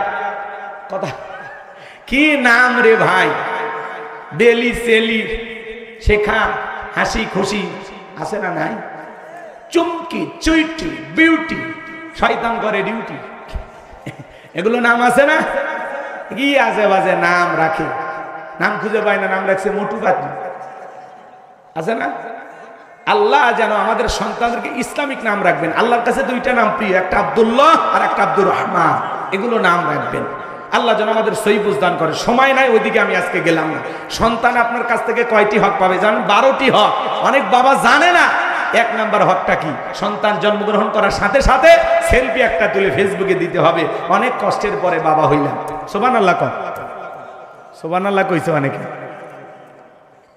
সন্তান জন্মগ্রহণ করার সাথে সাথে ওই ছেলের চাচা থাক, মামা থাক, ছবি তুলে ফেসবুকে দেয়। যেই মহিলা বাচ্চা ডেলিভারি করছে ও অবস্থায় একটা সেলফি তুলে বলে অনেক কষ্টের পরে মা হইলাম। কি ভাই বলে কিনা? রাগ করেন আপনারা? সন্তান জন্মগ্রহণ করার সাথে সাথে সেলফি না, ছেলে হোক আর মেয়ে হোক, জন্মের সাথে সাথে কানে আজান দিতে হবে। সেলফি তোলার ঠেলায় আজান দেওয়ার কথা 3 দিন পরে মনে থাকে না। কথা বলেন না কেন? আপনার সন্তান আপনার কাছে হক পাবে 12টি। কি কি একটু ইউটিউবে সার্চ দিয়ে শুনে নিন। এখন তো বলার সময় নাই, ওগুলো তো শুনবেন না। ইউটিউবে সার্চ দিয়ে শুনবেন কিভাবে আদা চাষ করা যায়, কিভাবে মেয়ে পটানো যায়, কিভাবে মানুষের মন ভুলানো যায়, কিভাবে সিটারি করে দুনিয়ার টিকে থাকা যায়, সেগুলো শিখবেন। ভালো কিছু শিখবেন। সন্তান জন্মগ্রহণ করার সাথে সাথে 1 নাম্বার কানে আজান দেবেন, 2 নাম্বার তাহনিক করা। বুঝলেন না? সন্তান জন্মগ্রহণ করার সাথে সাথে একজন আলিমের কাছে, ওলামা ইকরামদের কাছে নিয়ে যায়, মিষ্টি দ্রব্য সে একটু চিবায় আপনার সন্তানের জিহ্বার ভিতরে অথবা তালুর ভিতরে লাগা দেবে। এর নাম হলো তাহনিক করা। 3 নাম্বার সুন্দর একটা নাম রাখা। ট্যাবলেট না, ট্যাবলেট না, নাম রাখেন না ট্যাবলেট। হ্যাঁ, নাম রাখে তো ডিজিটাল জামানা ভাই। নাম রাখে টেপু, টিপু। কথা কয় নাকি? আছে না এরকম? জনি, ছনি, রনি, বনি, ওমি। ও কথা কয় না গো। নামের কি স্টাইল! 2 অক্ষরে নাম রাখবে মিলায়া। বুলু, টিলু, আছে না? কি নামের বাহার! একটু সুন্দর নাম রাখেন ভাই, ইসলামিক নাম রাখেন। আল্লাহ যেন আমাদের হেদায়েত দান করে। নামটাও একটা মানুষের অনেক কিছু। সুন্দর একটা নাম রাখবেন। আল্লাহ হেদায়েত দান করুন। জোরে বলুন আমিন। এরপরে সন্তানকে দ্বীনি ইলম শিক্ষা দিতে হবে, কোরআন সুন্নাহর জ্ঞান শিক্ষা দিতে হবে। ছেলে হোক আর মেয়ে হোক দ্বীন শিখাবেন। এরপরে যদি 2টা ছেলে হয় অথবা 2টা মেয়ে হয়, 2টা মেয়ে হলে বিছানা 2টা, অথবা একটা খাটেও যদি হয় কম্বল 2টা। 1 কম্বলের নিচে 2 বোন ঘুমানো যাবে না, 1 কম্বলের নিচে 2 ভাই ঘুমানো যাবে না। কম্বল আলাদা হতে হবে। কথা কয় না, কথা কয় না। আপনি তো পারলে 4 বেটাকে 1 কম্বলের ভিতরে তো কেন রে ভাই? এটা সিস্টেম আছে। ইসলাম অনেক সুন্দর, বুঝতে পারলেই ভালো লাগবে। আল্লাহ যেন আমাদের বুঝদান করেন। জোরে বলেন না আমি। চলেন না বাজানের সামনের দিকে নিয়ে যায়। অনেক কথা বলার আছে, বলতে গেলে অনেক সময় লাগবে। আপনাদেরকে আমি এত কষ্ট দিতে চাই না। লোকমানে হাকিম ডেকে বলে, হিয়া বোনাইয়া, হে আমার বর্ষ, আমার কলিজার টুকরা সন্তান, লা তুশরিক বিল্লাহ, আল্লাহর সাথে কখনো কাউকে শরীক করা যাবে না। ইন্না শিরিকা লা যুলমুন আযীম, এই শিরিক হলো সবচাইতে বড় জুলুম, সবচাইতে বড় অপরাধ। সব পাপের বড় পাপ নাম হলো শিরিক। নাম হলো কি? শিরিক। বড় শিরিকগুলোকে শিরিকে আকবর বলা হয়, ছোট শিরিকগুলোকে শিরিকে আসগর বলা হয়। শিরিক হলো মোট 42 প্রকার, এগুলোকে ভাঙলে আবার 72 প্রকার হয়। সর্বমোট হলো 120 প্রকার। বলতে গেলে 2-3 ঘন্টা লাগবে, এত সময় কই আপনাদের হাতে? এ বাজান গো আমার, আমাদের সমাজে অসংখ্য শিরিকে ভরা। বলেন তো মাজারে সেজদা দেওয়া কি শিরিক? কথা বলেন। আল্লাহ ছাড়া এই মাথা দুনিয়ার কোনো মাজারে নত হবে না। আপনি মাজারে নত করে মাথা নত করে কি চান? একটা বেটা দে রে বাবা, একটা বেটা দে। তুই না বেটা দিলে আব্বা বেটা দেবে কে? কথা বলেন না কেন? মাজারে পীর সাহেবের ক্ষমতা কি আছে ছেলে মেয়ে দিতে পারে? ছেলে মেয়ে দেওয়ার একমাত্র মালিক কে? ইব্রাহিম খলিলুল্লাহ ৮৬ বছর বয়স পর্যন্ত আল্লাহর কাছে ডেকে বলেন, রব্বি হাবলি মিনাস সলিহিন, আল্লাহ আমাকে একটা সৎপুত্র দাও, নেককার সন্তান দাও। আল্লাহ তাআলা ৮৬ বছর বয়সে তাকে একটা সন্তানের সুসংবাদ দিলেন। সুবহানাল্লাহ। ইব্রাহিম খলিলুল্লাহ যদি ৮৬ বছরে বাবা হতে পারে, তাহলে সন্তান যদি চাওয়া লাগে আল্লাহর কাছে চাইতে হবে, কোনো মাজারে না, ছাগল মান্নত থুইয়া না। কথাকে বোঝেন? চাইবেন কার কাছে? ফাইদা ফারাগতা ফানসাব ওয়া ইলা রাব্বিকা ফারগাব। তুমি নিঃশ্বাস দুর্বল হইবা, তোমার শূন্য হাতটা আমি আল্লাহর দিকে পেতে ধরো। তাহলে চাইতে হলে আল্লাহর কাছে চাবো, যাই নামাজে সিজদা দিয়ে চাইবো, কিন্তু কোন মাজারের কাছে কিছু চাওয়া যাবে? সিজদা মাজারে নয়, সিজদা হবে মসজিদে। কোথায়? কোন পীরের পায়ে সিজদা দেওয়া যাবে না। অনেকে দেখবেন তালা বাবা, সালা বাবা, গামছা বাবা, লাউ বাবা, কদু বাবা, এদের পায়ের নিচে সিজদা দেয়। বলেন তো বাজান, পীরের পায়ের নিচে সিজদা দেওয়া কি শিরক? আল্লাহ ছাড়া এই মাথা দুনিয়ার কারো কাছে নত করা যাবে? ইয়্যাকা না'বুদু ওয়া ইয়্যাকা নাস্তাঈন, তোমার ইবাদত করি, তোমার গোলামি করি, সাহায্য তোমার কাছে চাই। আর আপনি গেছেন তালা বাবা, সালা বাবার কাছে। কথা বলেন না? মাথার চুলে জট, হাতে গাঞ্জার পট, সালা পিন্দা থাকে, তবিল থাকে, সব দেখা যায়। মানুষ কয় হুজুর এটা বড় পীর, আজে বাজে গান গায়, লাফালাফি করে। সবকিছু ছাড়িয়া তোরা বাবাং চরণ ধর, আয়না বসাইয়া দে তোর কলবের ভিতর বাবার। আছে না নাই? এরকম ভণ্ড আছে না নাই? কত বীর আছে বাজান, গাঁজা খায় মোজদারি লাল বানাইছে, টর্চ লাইট বারে মুখ খুঁজে পাওয়া যায় না, বগলের চুল দিয়ে বেরিবার হয়েছে। আর সুন্দরবনে বসলে বান্দরবনের কি অবস্থা? এমনও মাজার আছে গাঁজা খাওয়ার আসর, এমন কায়দায় গাঁজার কলকিতে টান মেরে ধুয়ে ছেড়ে দেয়, রাস্তায় পুলিশও দাঁড়িয়ে থেকে মনে হয় ওরসের রান্না চলছে। আছে না নাই? এই ওরস শরীফ লেখা আছে পবিত্র ওরস শরীফ, আর সেখানে যায়া গান গায় উদাসীন শারমিন। তালা খুইলা দে বাদশা ভাই, তালা খুইলা দে, রহমতেরই চাবি দিয়া তালা খুইলা দে। দে দে, রাত ১২টা ১টা ২টা বাজে কিসের তালা খুলবি? পান বাজারে আর কি দোকান আছে? কি ভণ্ডামি সমাজে আছে না নাই? নারী পুরুষ একত্রে গান গায়, বাবা আমি তোমায় ভালোবাসি, তোমার চরণ চুমিতে বাবা তোমার কাছে আসি গো বাবা, আমি তোমায় ভালোবাসি। যেই মহিলা স্বামীকে বাদ দিয়া পীরের ফাটা পায়ে চুনা খায়, ওই নারীর চরিত্রে ঠিক না। আপনার বউ মাজারে, আপনি কি দুর্বল? কথা কন না কেন? আপনার বউ বলবে, এ শোন আমি তোর পীর, পছন্দ হয় না এদিকে পীরের কাছে যা। কি শিখবি? আয়েশা, ফাতেমা, খাদিজা, হাজেরা, আসিয়া, মারিয়ম, এই নারীদের জীবনী কিনে দেবেন, যেগুলো সব জান্নাতি নারী। এদের জীবনী পর, এইভাবে জীবন গড়, তারপরে মর, জান্নাতের রাস্তা ধর। খবরদার কারো বউ যেন মাজারে না যায়। কষ্ট পাচ্ছেন আপনারা? এক মাজারে দেখি ডাবের গাছে ঝুলে রাখছে ইট। কেন? কয় হুজুর যেই মহিলা নিয়ত করে ঝুলে গেছে, ইট ঝুলে রাখলে ইটটা যেমন ভারী হয়, কিছুদিন পরে ওই মহিলার পেটও ভারী হয়। আমি তখন বললাম যে মহিলাদের বিয়ে হয়নি, এরা যদি ২-১ ঝুলে রাখে আর পেটে কি ভারী হবে? আচ্ছা আপনারা কি ভাষা বোঝেন নাকি রাগ করে? তো এই ভণ্ডদের কাছে যাওয়া যাবে? হাই রে ওদের গান কয়, আমি পাগল দিওয়ানা হয়েছি, মুর্শিদেরই প্রেমে পড়েছি। স্বামীর প্রেমে পড়ে না, কার প্রেমে পড়ছে? পীরের প্রেমে। তাহলে এই বউরে পিটানোর দরকার আছে না না? আল্লাহ যেন নারীদের হেদায়েত দান করেন, জোরে বলেন আমিন। তাহলে মাজারে সিজদা দেওয়া শিরিক, পীরের পায়ে সিজদা দেওয়া শিরিক, নেতার পায়ে সিজদা দেওয়া শিরিক। আল্লাহ ছাড়া এই মাথা দুনিয়ার কারো কাছে নত করা যাবে না, যাবে না। শোনেন শোনেন শোনেন, এই হাত টিয়া পাখিকে দেখায়, কবিরাজকে দেখায়, আছে না? ভাগ্য গণনা করা কি শিরিক? আপনার তকদির আগামীকাল কি আছে আল্লাহ ছাড়া কেউ জানে? অনেকে বলে আংটিতে সব সমস্যার সমাধান। ওই যে শেষ দর্শন লিটন দেওয়ান চিস্তি, আপনি কি মামলায় হেরে যাচ্ছেন, বিদেশে যেতে ভয় পাচ্ছেন, দাম্পত্য জীবনে অসুখী, আজই আসুন শেষ দর্শন, আজমেরি জেমস হাউস, লিটন দেওয়ান চিস্তি। আছে না?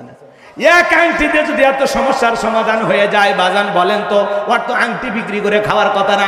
এই আঙ্গুল এই হাতে 5টা, এই হাতে 5টা, 10টা আঙ্গুলে 10টা আংটি ব্যবহার করে বাংলাদেশের 1 নাম্বার ধনী হয়ে যেত। এগুলো ভণ্ডামি ছাড়া আর কিছুই নয়। এরপরে দেখবেন ট্রাকের পিছনে সেরা স্যান্ডেল ঝুলানো, কেন? কয় দুর্ঘটনা থেকে বাঁচার জন্য। স্যান্ডেলের উপরে ভরসা না, ভরসা কার উপর?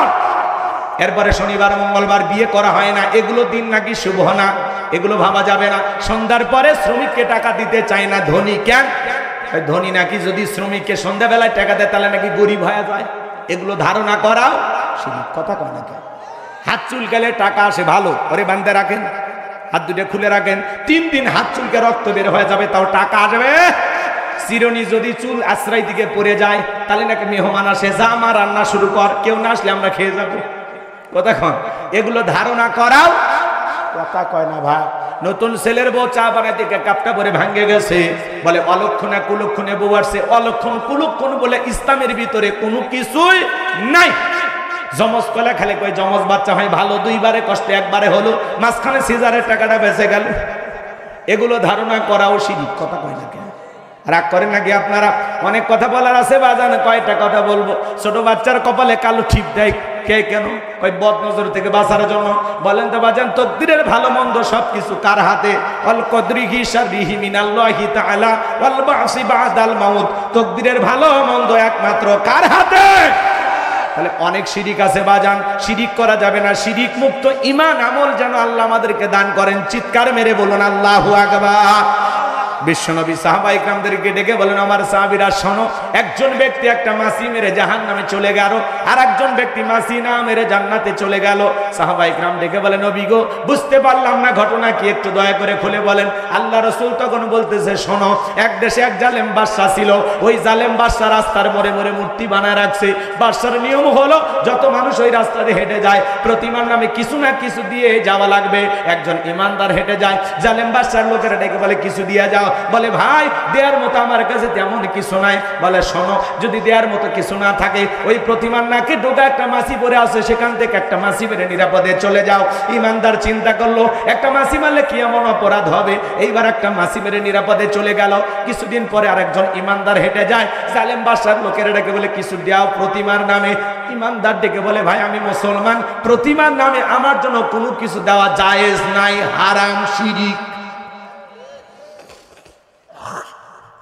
জালেম বাদশার লোকেরা ডেকে বলে, শোনো, হয় প্রতিমার নামে কিছু দিয়ে যাও, আর না হলে বাদশার নিয়ম অনুযায়ী কাল্লা কেটে ফেলে দেওয়া হবে। ইমানদার ডেকে বলে, ভাই কাল্লা দিতে রাজি আছি, আল্লাহ দিতে রাজি নাই। বলেন আল্লাহু আকবার। এইবার জালেম বাদশার লোকেরা ডেকে বলে, শোনো, এখনো সময় আছে, যদি মানো ভালো, না হলে কিন্তু তোমার কাল্লা ফেলে দেব। ইমানদার ডেকে বলে, ভাই 1000বার প্রশ্ন করলে কি উত্তর দেব? কাল্লা দেব, কিন্তু আল্লাহ দেব না। মাছি মারার মতো সামান্য শিরিক আমি মুসলমান করতে পারি না। হিন্দুদের পূজার মেলায় যাওয়া মুসলমানের জন্য জায়েজ না, হারাম। আপনি বউ বাচ্চা বান্ধিয়ে না যান আর গান গান, মেলায় যাই রে, মেলায় যাই রে। কথা কয় না কে? আপনি মুসলমান, আপনি কেন তাদের পূজায় যান বলেন? তারা আপনার ঈদের নামাজে আসে, জুমায় আসে, লাইলাতুল বরাতে আসে, লাইলাতুল কদরে আসে, মরে গেলে জানাজায় আসে। আপনি কেন যান? আপনি কেন যান? তার মানে অমুসলিমের চাইতেও আপনার লজ্জা কম। আপনার ধর্মীয় কোন অনুষ্ঠানে তারা আসে না, কিন্তু তাদের ধর্মীয় অনুষ্ঠানে না গেলে আপনার পেটের ভাত হজম হয় না। আপনি মুসলমান দাবি করেন না? মুসলমানরা যে জনপদে ক্ষমতায় থাকবে, অমুসলিমেরা মায়ের কোলে শিশু যেমন নিরাপদ, ডিমের ভিতরে কুসুম যতটা নিরাপদ, তার চাইতে বেশি নিরাপত্তা নিয়ে অমুসলিমেরা বসবাস করবে। তারা 12 মাসে 13 পূজা করবে, কীর্তন করবে, যা ইচ্ছা তাই করবে। মুসলমানের দায়িত্ব অমুসলিমদের নিরাপত্তা নিশ্চিত করা, কিন্তু তাদের পূজাতে অংশগ্রহণ করে ওদেরকে বলে না যে তোমরাও যা করো আমরাও তাই করি। কথা কয় না কে? তালে তাল মিলেন না। এক যুবক কয়, হুজুর কয়েকটা কলা ছিল, খেয়ে ফেলে দিচ্ছে। আছে না এরকম? আহা মুসলমান, আপনি নিজেকে ইমানদার দাবি করেন আর আপনি তাদের মেলায় যান। ওলামা ইকরাম ওয়াজ করে, মসজিদের খতিব তুলে ধরে, ভাই খবরদার দুর্গা পূজা আপনার সন্তানকে নিয়ে যাবেন না। বলে বাচ্চারা বায়না করেছিল একদিন গেলে কি আমি হিন্দু হয়ে গেলাম। এই ঠেটারে বুঝাবে কে? বলেন বলেন বলেন, এরে বুঝাবে কে? ওইটা যে যাওয়া হারাম আপনি বোঝেন না? তারা তো আসেন, আপনি কেন যান? তারা আসতে পারে কিন্তু আমরা যেতে পারবো না। আমাদের ধর্মের আচার অনুষ্ঠান দেখে তারা আকৃষ্ট হয়ে মুসলমান হতে পারে, কিন্তু যেখানে আল্লাহর সাথে প্রকাশ্যে শিরিক হচ্ছে সেখানে মুসলমান যেতে পারে না, কারণ যখন তখন আল্লাহর গজব চলে আসতে পারে। আপনি কিভাবে যান? ভালো হ্যাঁ যান, দেখিয়েছে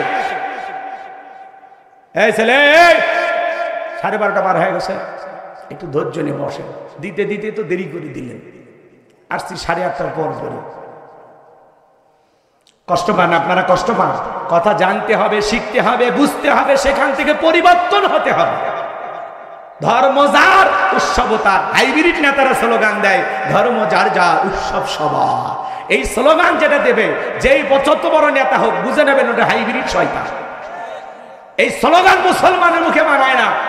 মুসলমান স্লোগান দেবে ধর্ম যার উৎসব তার। বৌদ্ধদের উৎসব বৌদ্ধদের কাছে, খ্রিস্টানদের উৎসব খ্রিস্টানদের কাছে, মুসলমানের উৎসব মুসলমানের কাছে। কথা বলে ঠিক?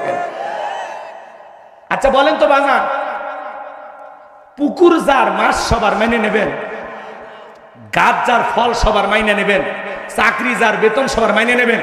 আচ্ছা দোকান যার, ওই দোকানের সব আমাদের মাইনে নেবেন নাকি? বউ যার হক সবার মেনে নেবেন? তাহলে বোঝেন না কেন? ধর্ম যার উৎসব তার, পুকুর যার মাছ তার, ক্ষেত যার ফসল তার, গাছ যার ফল তার, দোকান যার দোকানের মালও তার, চাকরি যার বেতন তার, বউ যার হক তার, ধর্ম যার উৎসব তার।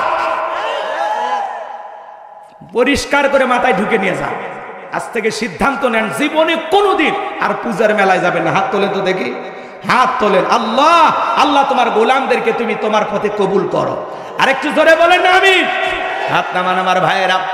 এইবার জালেম বাদশার লোকেরা এক কোপে ইমানদারের দেহ থেকে কাল্লাটা ফেলে দিল। আমার নবী ডেকে বলে, আমার সাহাবীরা, যেই ব্যক্তি কাল্লা দিয়ে গেল আর যে ব্যক্তি একটা মাছি মেরে চলে গেল, যে ব্যক্তি মাছি মেরে চলে গেল ও মাছি মেরে নিরাপদে চলে যায় নাই, ও মাছি মেরে নিজেকে জাহান্নামে নিয়ে চলে গেল।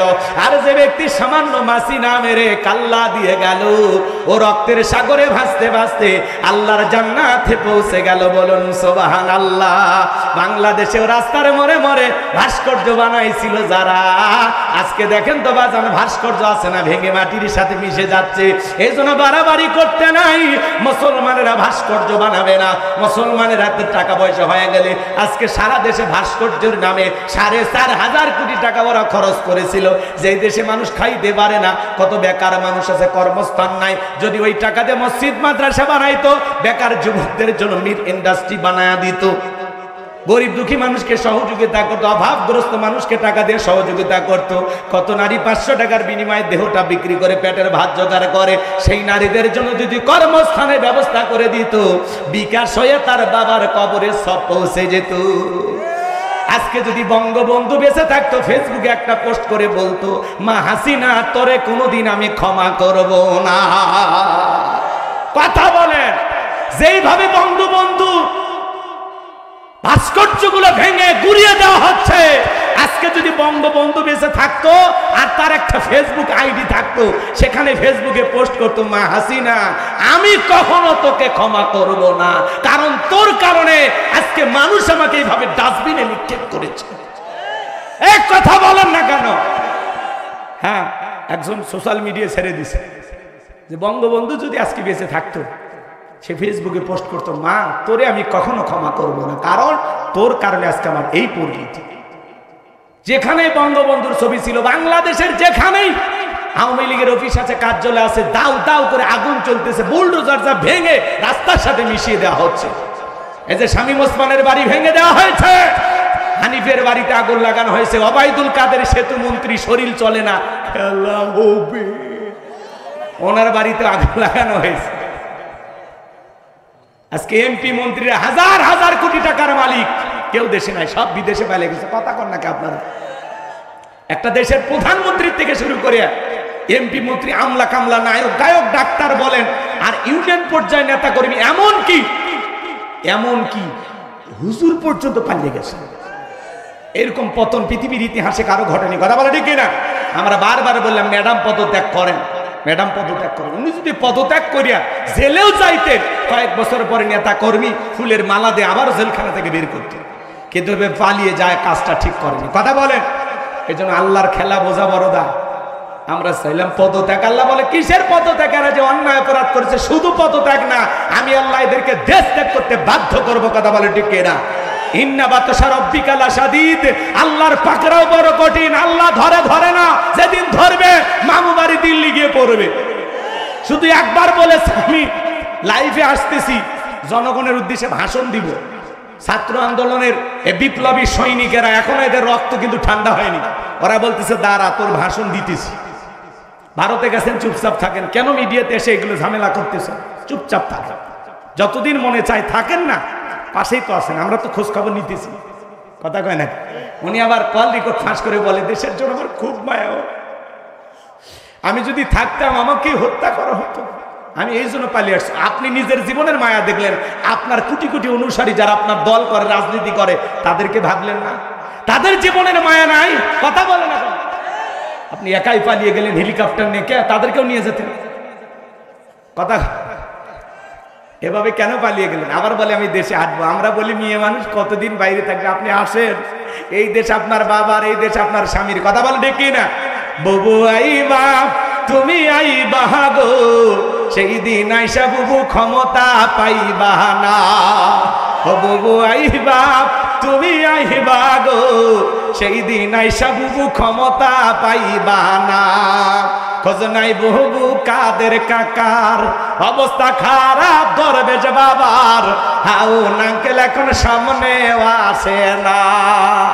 নেতা করবি সব জেলের ভিতর, আমি আসি ডরের ওপর, কখন জানি আস গ্রেপ্তারি পরোয়ানা। বুবু আইবা, তুমি আইবা গো, সেই দিন আইসা বুবু চেয়ার পাইবা না। ক্ষমতার চেয়ার থেকে নামার সাহস, কিন্তু এই চেয়ারে ওটা কঠিন। 16 বছর লাগছে ছাড়তে। আর আমরা সিদ্ধান্ত নিব আগামীতে আর যাই হোক কোনো নারীকে এই দেশের প্রধানমন্ত্রী বানাবো না। আগামীতে পুরুষ হবে এই দেশের প্রধানমন্ত্রী হবে, যেই দলেরই হোক। পুরুষ চাই, হাত তুলে দেখান কারা কারা পুরুষ চাই। লিল্লাহে তাকবীর। হাত নামান। নারীদের দেখার দিন শেষ। আগামীতে পুরুষের বাংলাদেশ। দেখেন না, নারীদের জেদ বেশি, রাগ বেশি, অভিমান বেশি। স্বামীর সাথে ঝগড়া লাগে, বাড়িতে হাড়ি বাতিল ভেঙে ফেলে দেয়, স্বামী তুলে আছাড় মারে, মাঝে মাঝে রাগ করে স্বামীর ঘর থেকে বাপের বাড়ি চলে যায়। আর দেখলেন না, একটা দেশ ছুঁয়ে পালিয়ে গেছে। 18 কোটি মানুষের কথা না ভেবে একাই পালিয়ে গেছে। এখন আবার বলে আমি থাকলে আমাকে মেরে ফেলত।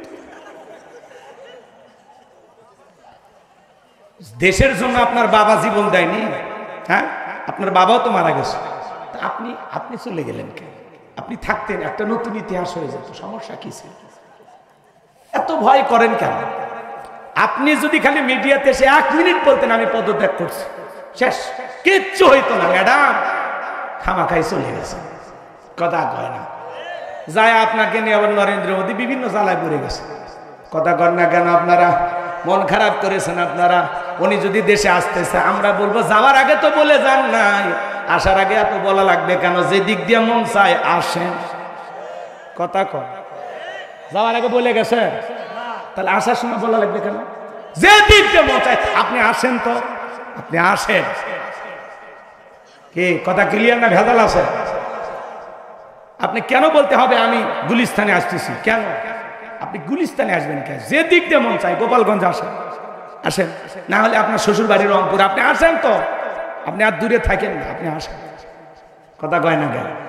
আমাদের মায়া দেয় না? আমাদের দেশেরই সাবেক প্রধানমন্ত্রী এইভাবে বাইরে থাকবে, আমাদের মায়া লাগে না? আসেন, আপনি আসেন, আমাদের অনেক দরদ। আপনি আসেন, আপনার আদরের কোনো অভাব হবে না, আমরা যত্নে রাখবো আপনাকে। কথা কন, রাগ করেন নাকি আপনারা? ভালোভাবে না দেখলে আসবে। আজকে বঙ্গবন্ধুর ধানমন্ডি যখন ভাঙা হচ্ছে, সেখানেও 3 তলা বিশিষ্ট আয়না ঘর পাওয়া গেছে। কি পাওয়া গেছে? আয়না ঘর পাওয়া গেছে ধানমন্ডিতে। আয়না ঘর, ছোট ছোট রুম, খেতাবালিশ আছে ওখানে।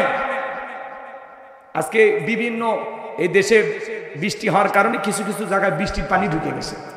ধানমন্ডিতেও আয়না ঘর পাওয়া গেছে। প্রধান উপদেষ্টা উনি আয়না ঘর দেখতে যেতে চেয়েছিলেন, অনেকে তাকে যেতে বাধা দিয়েছে। কথা বলেন না কেন? তাহলে চিন্তা করেন, ধানমন্ডি 32 সেখানে আয়না ঘর পাওয়া গেল। এই সমাজে কি ছিল, কত মায়ের বুক খালি করেছিল। এই যে পিনাকি দেখেন না আপনারা, বিদেশ থেকে বাংলাদেশের মানুষের পক্ষে অনেক চমৎকার কথা বলেন। হিন্দু দাদা কথা বলেন, চমৎকার কথা বলেন আমাদের সাংবাদিক গলিস ভাই। এই পিনাকি বলেছেন যে প্রত্যেকটা ইট পাথর থেকে হাজার হাজার মায়ের সন্তানের আওয়াজ শুনতে পাওয়া যায়। কথা বলে ঠিক কিনা? এখানে যে কত মানুষের জীবন চলে গেছে, কত মানুষকে তারা গুম করেছে, হত্যা করেছে, এর হিসাব কেউ দিতে পারে না। 16 বছরে কত হাজার মানুষকে তারা হত্যা করেছে। কেউ বিরুদ্ধে কথা বললেই আব্রাহার ফাহাদ কত ভাইয়েরা জীবন দিয়েছে নিরীহ বাচ্চাদেরকে। 2006 সালে লগি বৈঠা দিয়ে ছাত্র শিবিরদের সোনার সন্তানদেরকে কিভাবে পিটায়া বিদায় করে দিয়েছে। কথা বলে ঠিক কিনা? আজও সেই ভিডিও ফুটেজ গুলো দেখলে লোম দাঁড়িয়ে যায়, মানুষ কেমন এত পাষাণ হতে পারে। কথা বলে ঠিক কিনা? আজকে সামান্য ইট দালান করে ভাঙ্গা দেখে কান্না চলে আসে। হ্যাঁ, অনেকে মাস্ক পরে দেখতে গেছে, মানে একটু ওই দল করে, একটু ভাঙতে গেছে। একজন যা বলতেছে, হে ভাই এগুলো ভাঙেন না, মানুষ দিছে গণধুলায়, সে এই পিটন। তখন বলতেছে আমিও তোমাদের পক্ষেই। আমি 32-এর না, আমি এখন 36-এর লোক। মারের চাইতে বড় ঔষধ আছে কর। এক মহিলা পাগলি দেখতে গেছে, পাগলি যা বলতেছে এগুলো ভাঙেন না, সবাই ধরছে পাগলি। পাগলি তখন বলতেছে আমিও ছাত্রদের পক্ষেই। ও যেই দেখতে যাচ্ছে সেই বিপদে পড়ে কয় আমিও পক্ষে। তাহলে যাওয়ার দরকারটা কি বাবা? এই সমাজে যারা আয়না ঘর বানিয়েছে, যারা হাজার হাজার মায়ের বুক খালি করেছে, বিচার বহির্ভূত হত্যাকাণ্ড ঘটিয়েছে, তাদেরও বিচার বাংলার মাটিতে হবে ইনশাআল্লাহ। আর এই দুনিয়ার জমিনে যদি বিচার না হয়, আল্লাহর আদালতে আল্লাহ ওদেরকে ছাড় দেবে না। কথা বলে ঠিক কিনা? কারা কারা বিচার চান দুই হাত তুলে দেখান তো দেখি। লিল্লাহে তাকবীর। যারাই অপরাধী তাদের ক্ষমা নাই। যে যে চলবে, আলোচনা চলবে, দোয়া করবো না, ছেড়ে দেবো। তাকবীর দেন, লিল্লাহে তাকবীর। আমার ভাইয়েরা গভীর মনোযোগ দিয়ে কথাগুলো শুনে যান বাজান। এই জন্য যে কথা বলতে চাচ্ছিলাম, লোকমানে হাকিম তার সন্তানদেরকে ডেকে বলেন, ইয়া বুনাইয়া, হে আমার বৎস, আমার কলিজার টুকরা সন্তান, লা তুশরিক বিল্লাহ, আল্লাহর সাথে কখনো কাউকে শরীক করবা না। ইন্না শিরিকা লা যুলমুন আযীম, এই শিরিক হলো সবচাইতে বড় জুলুম, সবচাইতে বড় অপরাধ। আমরা আমাদের সন্তানদেরকে শিক্ষা দেব শিরিক করব না। শিরিক মুক্ত ঈমান আমল দরকার আছে না নাই বাজান? ছোট্ট একটা উদাহরণ দিলে শেষ কথাটা আপনারা বুঝে যান বাজান। এই ভাই বসো বসো বাবা, বসো বসো, এখনই ছেড়ে দিচ্ছি, কয়েক মিনিটের মধ্যে আমি দোয়া করে দেবো। ওরা বসা করি না। যদি পারেন আমার গাড়ির ড্রাইভারের কাছে আমার লেখা একটা বই আছে, শেষ বিদায়, স্মৃতি হিসাবে নিয়ে যেতে পারেন। মৃত মানুষকে নবীজির তরিকায় কিভাবে বিদায় করতে হয়। স্বামী স্ত্রী মারা গেলে একে অপরকে গোসল করাতে পারবে কিনা, মৃত ব্যক্তিকে চুমা খাওয়া জায়েজ না হারাম, আত্মহত্যা করে মারা গেলে তার জানাজায় যাওয়া যাবে কিনা, জান্নাত জাহান্নাম সম্পর্কে, আখিরাত সম্পর্কে, কবরের সলজব সহ পরকালমুখী অনেকগুলো কথা দিয়ে, প্রত্যেকটা কথার দলিল দিয়ে আছে। 2টা গজল সহ বিশেষ কিছু দোয়া সহ 76 পৃষ্ঠার বইটা। আমার মোবাইল নাম্বার, ঠিকানা সব বইটার ভিতরে পাবেন ইনশাআল্লাহ। 50 টাকা হাত দিয়ে ড্রাইভারের কাছ থেকে আপনারা নিতে পারেন। যুবকেরা তো এগুলো কেনে না, ওরা কেনে উপন্যাস, প্রেম কেন কাদায়, যৌবনের মৌপনে, অভিশপ্ত রাত, মিলন হবে কতদিনে, তোর মরণের পরে। এগুলো আজে বাজে উপন্যাস কেনা যাবে? প্রত্যেকটা মুসলমানের ঘরে একটা সিরাত গ্রন্থ থাকার দরকার আছে না নাই? কিনবেন ইনশাআল্লাহ। নবীজির জীবনের শুরু থেকে শেষ পর্যন্ত আপনাকে আমাকে জানতে হবে। এই জন্য মা বোনেরা সংগ্রহ করতে পারেন। শোনেন শোনেন, শেষ কথাটা বলে দিয়ে যায়। আপনাদের যশোর শহর থেকে একটা লোক আসবে আপনার বাড়িতে, গেস্ট, মেহমান। তার জন্য সকাল থেকে আপনার বিবি অনেক রান্না করেছে, গরুর গোশত, মুরগির গোশত, বিভিন্ন কিছু রান্না করছে। একটা খাবারের প্লেট সাজাইছে, এই প্লেটে গরুর গোশত সব কিছু দিয়েছেন। চিন্তা করলেন ছোট ছেলেটাকে অনেক ভালোবাসে, আর সামান্য একটু পায়খানা প্লেটের এক কোনায় দিয়েছে। মেহমানের সামনে খাবারের পরিচিতি, ভাই এটা কি গরু, এটা খাসি, এটা মুরগি, এটা হরিণ, এটা কি, এটা কি। তখন বলতেছে ভাই ছোট ছেলেটাকে খুব ভালোবাসি, আর সামান্য একটু পাতলা পায়খানা দিয়েছে। বলে তো দুনিয়ার কোনো গেস্ট, কোনো মেহমানই খাবার খাবে? জোরে বলেন খাবে? সামান্য প্লেটে পায়খানা মাখা থাকার কারণে ওই খাবার যেমন দুনিয়ার কেউ খাবে না। আপনার আমল নামায় নামাজ, রোজা, হজ, যাকাত অনেক কিছু আছে, কিন্তু সামান্য শিরিক যদি মিশ্রিত থাকে, ওই শিরিক মিশ্রিত কোনো আমল, ইবাদত আল্লাহর দরবারে কবুল হবে না। বলেন আল্লাহু আকবার। কি কথা বুঝছেন? উদাহরণ কেন দিলাম বুঝছেন? হ্যাঁ, শিরিক মিশ্রিত থাকলে আপনার যতই ভালো আমল থাক, ওই শিরিকের কারণে সমস্ত ভালো আমলগুলোকে আল্লাহ বরবাদ করে দেবেন, সমস্ত আমল ধ্বংস হয়ে যাবে। এই জন্য শিরিক করা যাবে না। সম্মানিত ভাইয়েরা আমার, এরপরে আল্লাহ রাব্বুল আলামিন জানিয়ে দিলেন, লোকমানে হাকিম, তুমি তোমার সন্তানদেরকে আমার সাথে পরিচয় করায় দিলাম, আমি আল্লাহর বড় ভালো লাগলো। এইবার আমি আল্লাহ তাআলা তোমার সন্তানদের সাথে তোমার পরিচয় করা দিলাম। আমার আল্লাহ জানিয়ে দিলেন, ওয়াসাইনাল ইনসানা বিওয়ালিদাইহি হামালাতুহু উম্মুহু ওয়াহনান আলা ওয়াহনি ওয়া ফিসালুহু ফি আমাইনি আনিশকুরলি ওয়া লিওয়ালিদাইক ইলাইয়াল মাসির। এ ভাই বসেন, এটা খুবই গুরুত্বপূর্ণ একটি পয়েন্ট আল্লাহ বলেছেন। শোনেন শোনেন, আজকে 95% পরিবারে মা বাবা অবহেলিত, নিগৃহীত, অপমানিত, বঞ্চিত, পদদলিত, কথা বলেন ঠিক কিনা? এই জন্য আল্লাহ তাআলা পিতা মাতার আলোচনা করেছেন এই জায়গায়। সংক্ষিপ্ত 2-3 মিনিটে বলে দেব। আমার আল্লাহ রাব্বুল আলামিন বলেন, ওয়াসাইনাল ইনসানা বিওয়ালিদাইহি হামালাতুহু উম্মুহু ওয়াহনান আলা ওয়াহনি ওয়া ফিসালুহু ফি আমাইনি আনিশকুর লি ওয়া লিওয়ালিদাই। আমার আল্লাহ ডেকে বলেন, আমি তো মানুষকে নির্দেশ দিয়েছি তারা যেন মাতা পিতার সাথে সদাচরণ করে, উত্তম ব্যবহার করে। কারণ হলো তার মা কষ্টের পর কষ্ট সহ্য করে সন্তানটাকে গর্ভধারণ করেছে, 2-2.5 বছর বুকের দুধ পান করাইছে। সুতরাং মাতা পিতার প্রতি কৃতজ্ঞ হও। আমি আল্লাহ তাআলার প্রতি কৃতজ্ঞ হও, মাতা পিতার প্রতি কৃতজ্ঞ হও। তোমরা সবাই তুমি আল্লাহর দিকে প্রত্যাবর্তন করবা। বলেন তো বাজান, সেই মা বাবার সাথে ভালো ব্যবহার করার দরকার আছে না? একটা মা সন্তানকে পেটে নিয়ে কতটা কষ্ট করে, 3-4 মাস মা খাইতে পারে না, মার বমি বমি হয়। 6-7 মাস যখন হয়ে যায়, সন্তান যখন আস্তে আস্তে পেটের ভিতরে বড় হয়, মা কত রাত ঘুমাইতে পারে না। 8-9 মাস যখন হয়ে যায়, মার পেটটা কত ভারী হয়ে যায়। আপনি আমি মায়ের গর্ভে ছিলাম মাত্র 10 ইঞ্চি জায়গায়। এ বাজান, লম্বা আছে, লম্বা ঘটনা আছে, অনেক কথা বলার আছে, সেই দিকে আর আমি যাব না। সংক্ষিপ্ত কথা বলে দিয়ে যাই। ডেলিভারির সময় যখন চলে আসে, দুঃখিনী মা বাবার ঘরের ভিতরে প্রবেশ করে গভীর নিশীথে বাবার 2 পা জড়ায় কান্না করে। মায়ের চোখের পানি যখন বাবার পাকে স্পর্শ করে, বাবা ঘুম থেকে জাগ্রত হয়ে ডেকে বলে, বিবি, এত রাতের বেলায় কেন তুমি কান্না করো, কি হয়েছে তোমার? মা ডেকে বলে, স্বামী, আমি আগামী বাবার বাড়িতে যাব। কত মহিলা সন্তান জন্মের দিকে মারা যায়, আমি যদি মারা যাই আমারে তুমি মাফ করে দিও গো স্বামী। এও নেও সংসারের চাবি বুঝাইয়া দিলাম, ভুল বেয়াদবি মাফ করে দিব, ভুল বেয়াদবি মাফ করে দিও। এই কথা বলে দুঃখিনী মা চলে যায়। প্রসবের যাতনায় মা দাঁত মুখ কামড়ায়, কি যে ব্যথা, কি যে কষ্ট, দুনিয়ার মা ছাড়া কেউ বুঝবে না। একটা সন্তানকে জন্ম দিতে গিয়া মা ছোট্ট বালতির মতো 1 বালতি রক্ত শরীর থেকে ঢেলে ফেলে দেয়। কত মা জ্ঞান হারা ফেলে। কিছুক্ষণ পরে যখন হুঁশ ফিরে পায়, ডেকে বলে, কই আমার সোনা মানিক, আমারে কোলে দাও।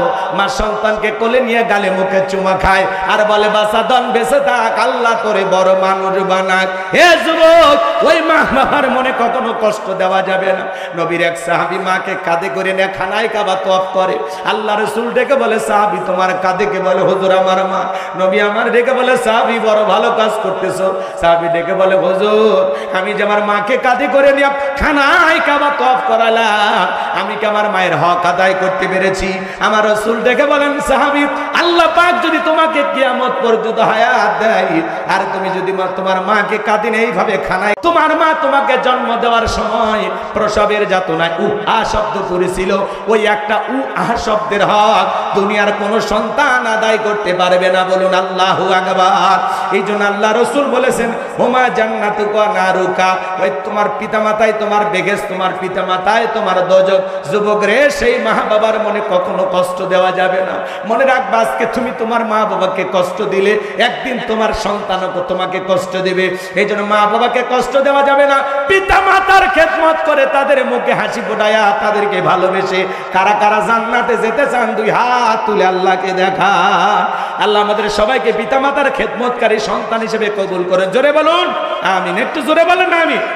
শ্বশুর বাড়ির যৌতুক পাইয়া পাগল হয়ে যায় না, যৌতুকের পালসার ডিসকভার পাইয়া শাশুড়ির দরজা ব্রেক করে ডাক দেয়, আম্মা শাশুড়ি গায়ে জামা একটা পাইছি, ছোটবেলায় মাদ্রাসায় পড়েছে, গুন্না মুখস্থ। শ্বশুরক দেখা হলে বলে আব্বা কেমন আছেন, আব্বা কি খেয়েছেন? শ্বশুর বলে মারাত্মক এক জামাই পাইছি। আব্বা কুইতে কুইতে মুখের ফেনা তুলে ফেলে দেয়। ছোটবেলায় মাদ্রাসায় পড়েছিল, কলকলার সব হরফ মুখস্থ। এক পালসার ডিসকভার শ্বশুর বাড়ি 1-1.5 লাখ টাকা যৌতুক পাইয়া শ্বশুর শাশুড়ি হয়ে যায় আব্বা আম্মা, আর মা বাবা হয়ে যায় বুড়া বুড়ি। তোর কপাল দাঁতিয়ার গুড়ি, মরার পরে ফেরেশতারা বাইরা ফুটে করবে ভুরি, জাহান্নামে হবে তোর বসত বাড়ি। যেই সন্তান দুনিয়াতে সম্পদের লোভে পইরা মা বাবাকে বাড়ি থেকে তাড়ায় দেয়, বৃদ্ধাশ্রমে পাঠায় দেয়, ও মা বাবাকে তাড়ায় দেয় না, নিজের ভাগ্য থেকে জান্নাতকে তাড়িয়ে দিয়েছে। কথা বলেন ঠিক কিনা? সেই মা বাবার মনে কখনো কষ্ট দেওয়া যাবে না।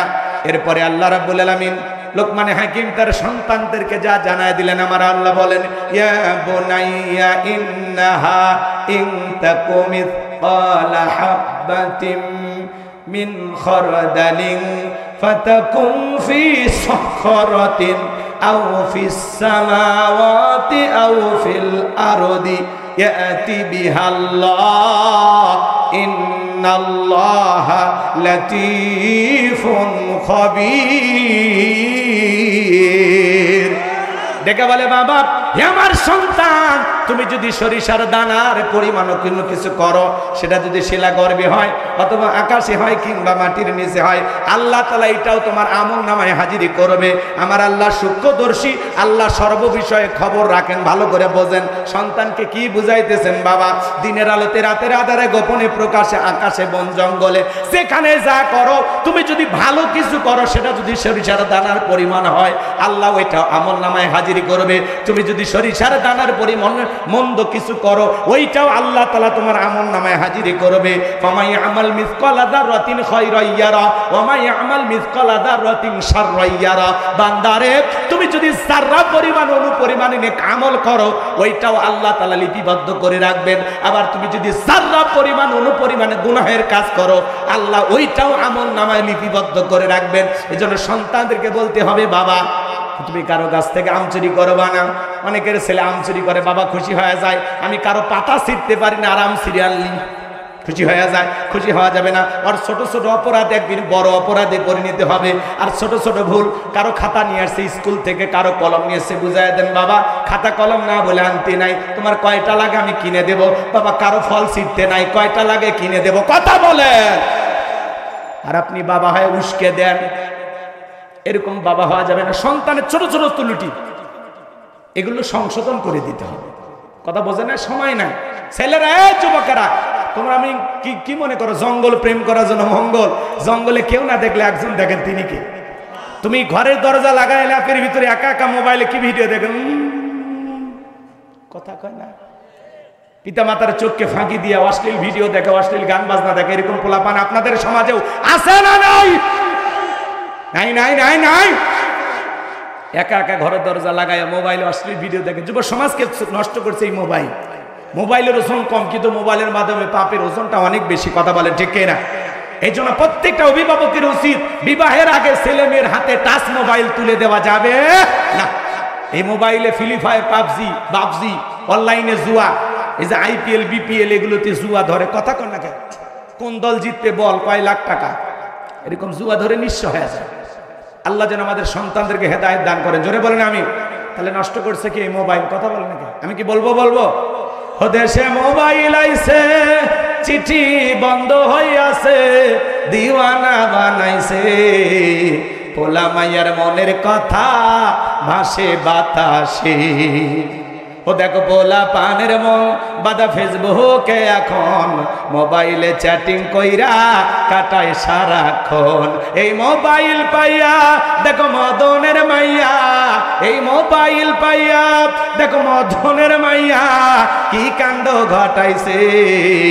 স্বামী সংসার রাইখা নাকি পালাইয়া গেছে, সে যে স্বামী সন্তান রাইখা নাকি পালাইয়া গেছে। 2 বাচ্চার মা, 4 বাচ্চার মা পরকীয়া প্রেম করে আরেকটা ছেলের হাত ধরে পালিয়ে যায়। আছে না নাই? এই পরকীয়ার অভিশাপে সমাজটা শেষ হয়ে গেল। যেই নারী স্বামী রাইখা সন্তান রাইখা আরেকটা পরপুরুষের হাত ধরে পালিয়ে যায়, ওটা নারী না, ওটা নারী জাতির কলঙ্ক, ওটা পাশানি, ডাইনি, কালনাগিনী, বিশ্বাসঘাতক নারী। কেমনে পারলা বোন? ও মা কেমনে পারলা স্বামী রেখে সন্তান রেখে আর একটা ছেলের হাত ধরতে, কেমনে পারলা? তোর জানি কি মায়া দয়া নাই? কথা কম। সব দোষ কি নারীদের? এক হাতে তালি বাজে, পুরুষের কি কোনো দোষ নাই? এই ছেলে, একটা নারীর স্বামী আছে, সন্তান আছে, সেই নারীর দিকে তোর নজর কেমনে গেল? তোমার বইয়ের সাথে যদি কেউ পরকীয়া করে মাইনা নিবা, ভালোবাসা শেয়ার করবা নাকি? কথা কয় না, কথা কয় না। যাই হোক, ভাঙ্গা বাজারে আর জমাইতে চাই না, কথা বাড়াইতে চাই না, কষ্ট আপনাদেরকে দিতে চাই না। যুবক, তোদের পা দুটো আগে দে, সোনার দুটো পা ধরে বলে যায়, বিবাহের আগে কোনো ধরনের অবৈধ প্রেম ভালোবাসা করা যাবে না, কোনো নারীর সাথে পরকীয়া করা যাবে না। আল্লাহ যেন যুবকদের হেদায়েত দান করেন। একটু জোরে বলেন আমিন। ওদেশে টিকটক আসিয়া, ওই যে টিকটকে একটা মেয়ে 11 বছরের শিশু কন্যা পালিয়ে গেছে ঢাকা, মা ক্যান্সার হাসপাতালে ভর্তি, মারে ফেলাইয়া নওগাঁর টিকটকের প্রেমিকের সাথে পালিয়ে গেছে। সুবাহ সুবাহ, আমরা বলতেছি সোবা, ওরে নিয়ে যা রিমান্ডে কোবা। এই মহিলার চরিত্র নষ্ট হয়ে গেছে, ছোট ছোট বাচ্চা পাকনা হয়ে গেছে। আপনি আগে 20 বছরে যা বোঝেনি, এখন 9 বছরের বাচ্চা তাই বোঝে। এ কথা কয়, জামানা পাল্টে গেছে বাজার। মেয়েও টিকটক করে, ছেলেও টিকটক করে, টিকটক আইডিতে পরিচয়, তারপরে প্রেম, তারপরে গেম। কথা কয় হ্যাঁ। দেশে টিকটক আসিয়া সব গেল বাসিয়া, সিদ্দিক সোরা নায়ক হইছে আইডি খুলিয়া, হিরো আলম নায়ক হইছে আইডি খুলিয়া। এই মোবাইলে কি জাদু আছে ভাই, পোলাপান বুঝাছে, পড়ালেখা তুইলা রাখছে সপ্তম আকাশে। আল্লাহ যেন যুবকদের হেদায়েত দান করেন, জোরে বলুন আমিন। এইবার লোকমানে হাকিমা 14 ফেব্রুয়ারিতে 5 টাকার ভিক্ষা ফকিরকে দেয় না, 500 টাকার গোলাপ ফুল নিয়ে সেপালের পিছনে ঘরে, এরকম যুবক আছে না নাই? 14 ফেব্রুয়ারিকে যারা বিশ্ব ভালোবাসা দিবস বলে, এটা ভালোবাসা দিবস নাই, তো বিশ্ব বেহায়া দিবস। এই কথা কন। কার্তিক মাসে যেরকম কুকুরের প্রেম বেড়ে যায়, 14 ফেব্রুয়ারিতে পার্কে জোড়ায় জোড়ায় যারা আছে, এই কুকুরের স্বভাবেরা পাইছে, এটা হলো কুত্তা কুত্তি দিবস। কথা বলেন ঠিক কিনা? মুসলমানের ভালোবাসা 12 মাস নির্দিষ্ট দিনে ভালোবাসা পালন করে ওই ইউরোপ, আমেরিকা, লন্ডনের মানুষেরা। কারণ হলো ওরা সন্তানকে কোলে নেয় না, কুত্তে কোলে নিয়ে ঘরে। কথা কন ঠিক কিনা? ওদের ঘরে ভালোবাসা নাই, এই জন্য নির্দিষ্ট দিনে একটা দিন ভালোবাসা পালন করে। আর আমরা গরিব মানুষ, মুসলমান ইমানদার, আমাদের ঘরে 12টা মান ভালোবাসা। এই জন্য 14 ফেব্রুয়ারিকে ভালোবাসা দিবস না, এটা বিশ্ব বেহায়া দিবস, এটা হলো পাগল পাগলির দিবস। এই 14 ফেব্রুয়ারিতে জোড়ায় জোড়ায় যারা বাকবাকুম কবুতরের বাচ্চার মতো বাকবাকুম করে, ওদেরকে ধৈর্য ধরে বিয়ে পড়ায় দেওয়া। ওই যে ছেলেটা যেমন বিয়ে পড়ায় দিল, কথা গান, মা বাবার চোখকে ফাঁকি দিয়া গোলাপ ফুল নিয়ে পার্কে ঘরো। এই জন্য আল্লাহ তাআলা সূক্ষ্মদর্শী, আল্লাহ গোপনের খবর রাখে। কথা বলেন ঠিক। এরপরে লোকমানে হাকিম তার সন্তানকে বলেন, ইয়া বুনাইয়া আকিমিস সালাত, হে আমার বর্ষে আমার কলিজার টুকরা সন্তান, সালাত কায়েম করো, সালাত কায়েম করো। সন্তানদের নামাজি বানানোর দরকার আছে না নাই? জোরে বলেন দরকার আছে না নাই?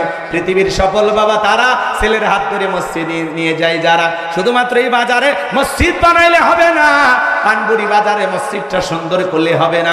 এখানে যারা সালাত আদায় করবে তাদের মন মানসিকতা সুন্দর হওয়ার দরকার আছে না নাই? জোরে বলেন দরকার আছে না নাই? মসজিদ ভাঙ্গা 2 তলা 3 তলা করা হয় জুমার নামাজের জন্য, আর ফজরের নামাজের সময় এক কাতার মুসল্লি পাওয়া যায় না, আছে না নাই? এ বাজান, এই জন্য বাজার ব্যবসায়ী যারা আছেন ভাই, আজান দিলে মসজিদে চলে গেলেন, সালাত আদায় করবেন, আল্লাহ ব্যবসায় বরকত দান করবেন। আল্লাহ মসজিদ কমিটিকে কবুল করিলেন। জোরে বলেন আমিন। আরেকটু জোরে বলেন আমিন। তাহলে সন্তানকে বলে দিবেন, ইয়া বুনাইয়া আকিমিস সালাত, হে আমার বর্ষে আমার কলিজার টুকরা সন্তান, সালাত কায়েম করো, সালাত কায়েম করো। পরিবারের 4 জন সদস্য সবাই যদি নামাজ পড়ে, ভালো লাগে না খারাপ লাগে? তাহলে সবাই নামাজ পড়বো তো ইনশাআল্লাহ। আজকের মাহফিল থেকে হাত তুলে বলেন তো কারা কারা সালাত আদায় করবেন? শুধু হাতটা তুলেন না বাজান, ওয়াদাটা পালন করা লাগবে। ফজর থেকে নামাজ শুরু করে দেব ইনশাআল্লাহ। আল্লাহ এরপরে বলতেছেন ও আমর বিল মারুফ, আমার সন্তান ভালো কাজ করবা, নিজেও ভালো কাজ করবা, মানুষদেরকে ভালো কাজের দিকে আহ্বান করবা, অনহা আনিল মুনকার, অসৎ কাজ থেকে নিজেকে বিরত রাখবা, নিজে অন্যায় করবা না, মানুষকে অন্যায় করতে দিবে না। ওয়াসবির আলা মা আসাবাক, বিপদ আপদ মুসিবত আসলে সবর করবা, ধৈর্য ধারণ করবা। এগুলো কাজ করতে গেলে অনেক কষ্ট লাগবে, ধৈর্যের ব্যাপার আছে বাজার, অবশ্যই তুমি ধৈর্য ধারণ করবা। এরপরে সন্তানকে বলতেছেন ওয়ালা তুসাইর খাদ্দাকা লিন-নাসি ওয়ালা তামশি ফিল আরদি মারহা ইন্নাল্লাহা লা ইউহিব্বু কুল্লা মুখতালিন ফাখুর। আমার সন্তান, মানুষকে তুচ্ছ তাচ্ছিল্য করবা না, অবজ্ঞা অবহেলা করবা না। আজকে সন্তানকে আপনি শিখায়া দেন অহংকার, হিংসা। এই খবরদার, একটু টাকা হয়ে গেলে বলে খবরদার ড্রাইভারের সাথে কথা বলবি না, ওরা ছোট লোক, দারোয়ানের সাথে কথা বলবি না, ওরা ছোট লোক। কথা কয় না কেন? আছে না এরকম মা বাবা? অহংকার করে, দাম্ভিকতা করে, ধনী গরিবকে দেখে অবহেলা করে, মোটা মানুষ চিকনটারে দেখে অবহেলা করে, ফর্সা কালাটারে দেখে অবহেলা করে। খবরদার, মানুষকে তুচ্ছ তাচ্ছিল্য করা যাবে, অবজ্ঞা অবহেলা করা যাবে। মানুষকে সম্মান করতে হবে, ভালোবাসতে হবে, সকলের প্রতি শ্রদ্ধা ভক্তি থাকতে হবে। আল্লাহ যেন বুঝদান করেন। জোরে বলেন আমিন।